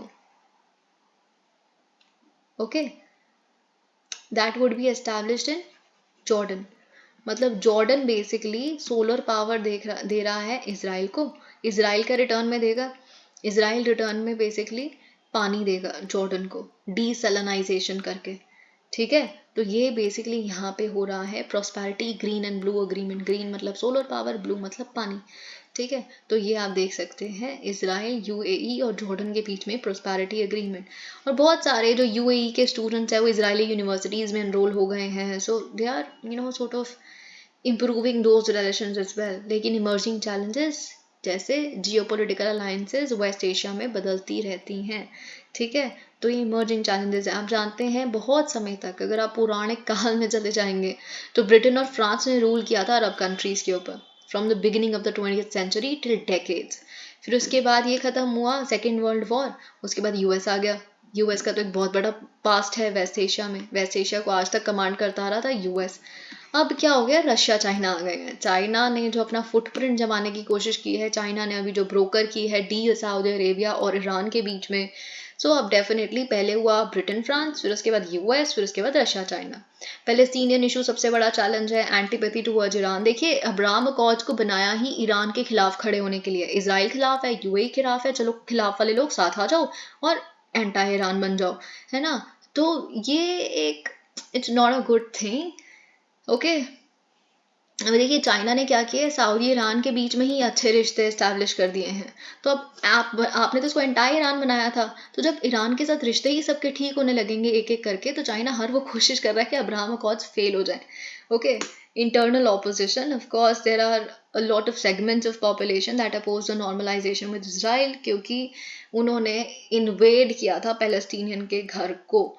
इंडिया सऊदी अरेबिया और relations, now what is to be discussed here, let's just see। लेकिन उससे पहले मुझे आपको समझाना है International Organization of Legal Metrology OILM certificate. देखिए बहुत ध्यान से सुनिए, यहाँ पे जो भी लिखा है वो इनफ नहीं है आपके प्रीलिम्स के पर्सपेक्टिव से, पर मुझे ऐसा लगता है ये आपके प्रीलिम्स के पर्सपेक्टिव से बहुत ज़्यादा इंपॉर्टेंट है, ठीक है। तो आपको क्या क्या पता होना चाहिए, लेट्स जस्ट सी, ओके। सबसे पहली बात तो आपको ये पता होना चाहिए कि रिसेंटली इंडिया बन गई है 13th कंट्री जो इशू कर सकती है OIML certificates, International Organization of Legal Metrology certificates, okay. तो आपको ये पता होना चाहिए इससे क्या हुआ, इसका मतलब क्या है, जो हमारा लीगल मीट्रोलॉजी डिवीजन है हमारे डिपार्टमेंट ऑफ कंज्यूमर्स अफेयर्स का, है ना, तो वो अब ऑथराइज्ड है कि वो इशू कर सकता है OIML सर्टिफिकेट्स को। नहीं समझ आया कोई बात नहीं, सबसे पहले आपको 13th याद होना चाहिए प्रीलिम्स के पर्सपेक्टिव से। आपको ये पता होना चाहिए लीगल मीट्रोलॉजी का मतलब क्या होता है। ये मीट्रोलॉजी का एक ब्रांच है which focuses on the regulation and legislation concerning measurements and measuring instruments to ensure accuracy, consistency, fairness in commercial transactions and other areas where measurements play a critical role. Metrology कुछ नहीं है, science of measurement है, okay. Metre से आ रहा है word मीट्रोलॉजी, आप समझ रहे हैं राइट, 1 मीटर 2 मीटर वहां से आ रहा है। तो साइंस ऑफ मेजरमेंट इज मीट्रोलॉजी, है ना। और बेसिकली हमें क्या करना है, जो भी मेजरमेंट के इंस्ट्रूमेंट्स हैं वो एक्यूरेट हो, सही हो, है ना। वो कंज्यूमर्स के लिए इंपॉर्टेंट है, प्रोड्यूसर्स के लिए भी इंपॉर्टेंट है। तो उनके लिए हमें एस्टैब्लिश करने हैं क्लियर और यूनिफॉर्म स्टैंडर्ड्स फॉर मेजरमेंट्स, समझ गए आप, ठीक है। तो ये हम बेसिकली करने की कोशिश कर रहे हैं, ओके। तो अगर हम बात करें इंटरनेशनल ऑर्गेनाइजेशन ऑफ लीगल मीट्रोलॉजी, ये एस्टैब्लिश हुआ था 1955 में, ओके। इसका हेडक्वार्टर्स कहाँ है, पेरिस। ये आपको याद रखना है, प्रीलिम्स के पर्सपेक्टिव से बहुत इंपॉर्टेंट है, क्योंकि एक इंटरनेशनल स्टैंडर्ड सेटिंग बॉडी है जो डेवलप करती है मॉडल रेगुलेशंस को, जो आप यहाँ पे देख सकते हैं, मॉडल रेगुलेशंस को, स्टैंडर्ड्स को, रिलेटेड डॉक्यूमेंट्स को for use by legal metrology authorities and industry. Okay, तो ये आपको याद रखना है। और आप जानते हैं इससे देखिए, आपने अगर एक बार मॉडल रेगुलेशंस दे दिए तो कहीं ना कहीं आपने नेशनल लॉज जो बाकी कंट्रीज बनाएंगी अब लॉज है ना, उसको हार्मोनाइज कर दिया एक दूसरे के साथ। थर्मोमीटर्स हो, चाहे वो अल्कोहल ब्रेथ एनालाइजर्स हो, रेडार स्पीड मेजरिंग इंस्ट्रूमेंट्स हो, कोई भी हो, अब वो एक तरह से हार्मोनाइज तरीके से बनेंगे पूरे वर्ल्ड में। ठीक है, तो ये चीज आपको यहाँ पे पता होनी चाहिए। Member state 64, India is a member. Okay, India member बना था OIML का 1956 में, ये भी आपको पता होना चाहिए। 1955 में तो एस्टैब्लिश हुई, 1956 में हम मेंबर बन गए। ओके, और in the same year we also signed the metric convention। metric convention क्या है? metric convention of 1875। Okay, so this is nothing but, जिसे हम ट्रीटी ऑफ द मीटर भी कहते हैं, इट्स एन इंटरनेशनल ट्रीटी जिसको बेसिकली फ्रांस में ही sign भी किया गया था 1875 में। वही अगेन मेजरमेंट्स से रिलेटेड, हार्मोनाइजेशन ऑफ मेजरमेंट से रिलेटेड।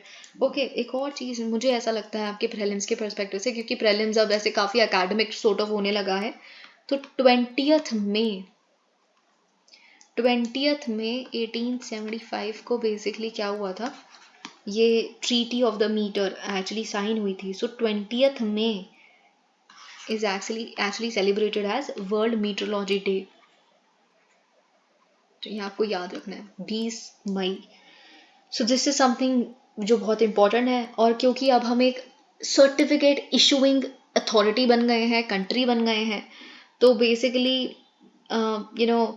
इससे क्या होगा, जैसे कि फॉर एग्जांपल अगर हम ये एक इशूइंग कंट्री बन गए हैं, सो यू मस्ट नो कि अगर आपको एक वेट या मेजर सेल करना है एक इंटरनेशनल मार्केट में, तो आपको एक OIML pattern approval certificate mandatory है। ओके, क्योंकि यही एक सर्टिफिकेट है जो वर्ल्ड वाइड एक्सेप्टेड है, राइट? तो अब क्योंकि we have become one such country, so it would ease our exports, क्योंकि हमको पहले कहीं और से वो सर्टिफिकेट लेना पड़ता था, उसके भी काफ़ी चैलेंजेस होते थे, लॉजिस्टिक चैलेंजेस एंड ऑल। अभी ये ईज हो जाएगा। Okay, so this was important for you. I am ending the video here. Thank you so much. Please like the video. बाकी आप खुद देख सकते हैं, कुछ भी नहीं है यहाँ समझाने वाला।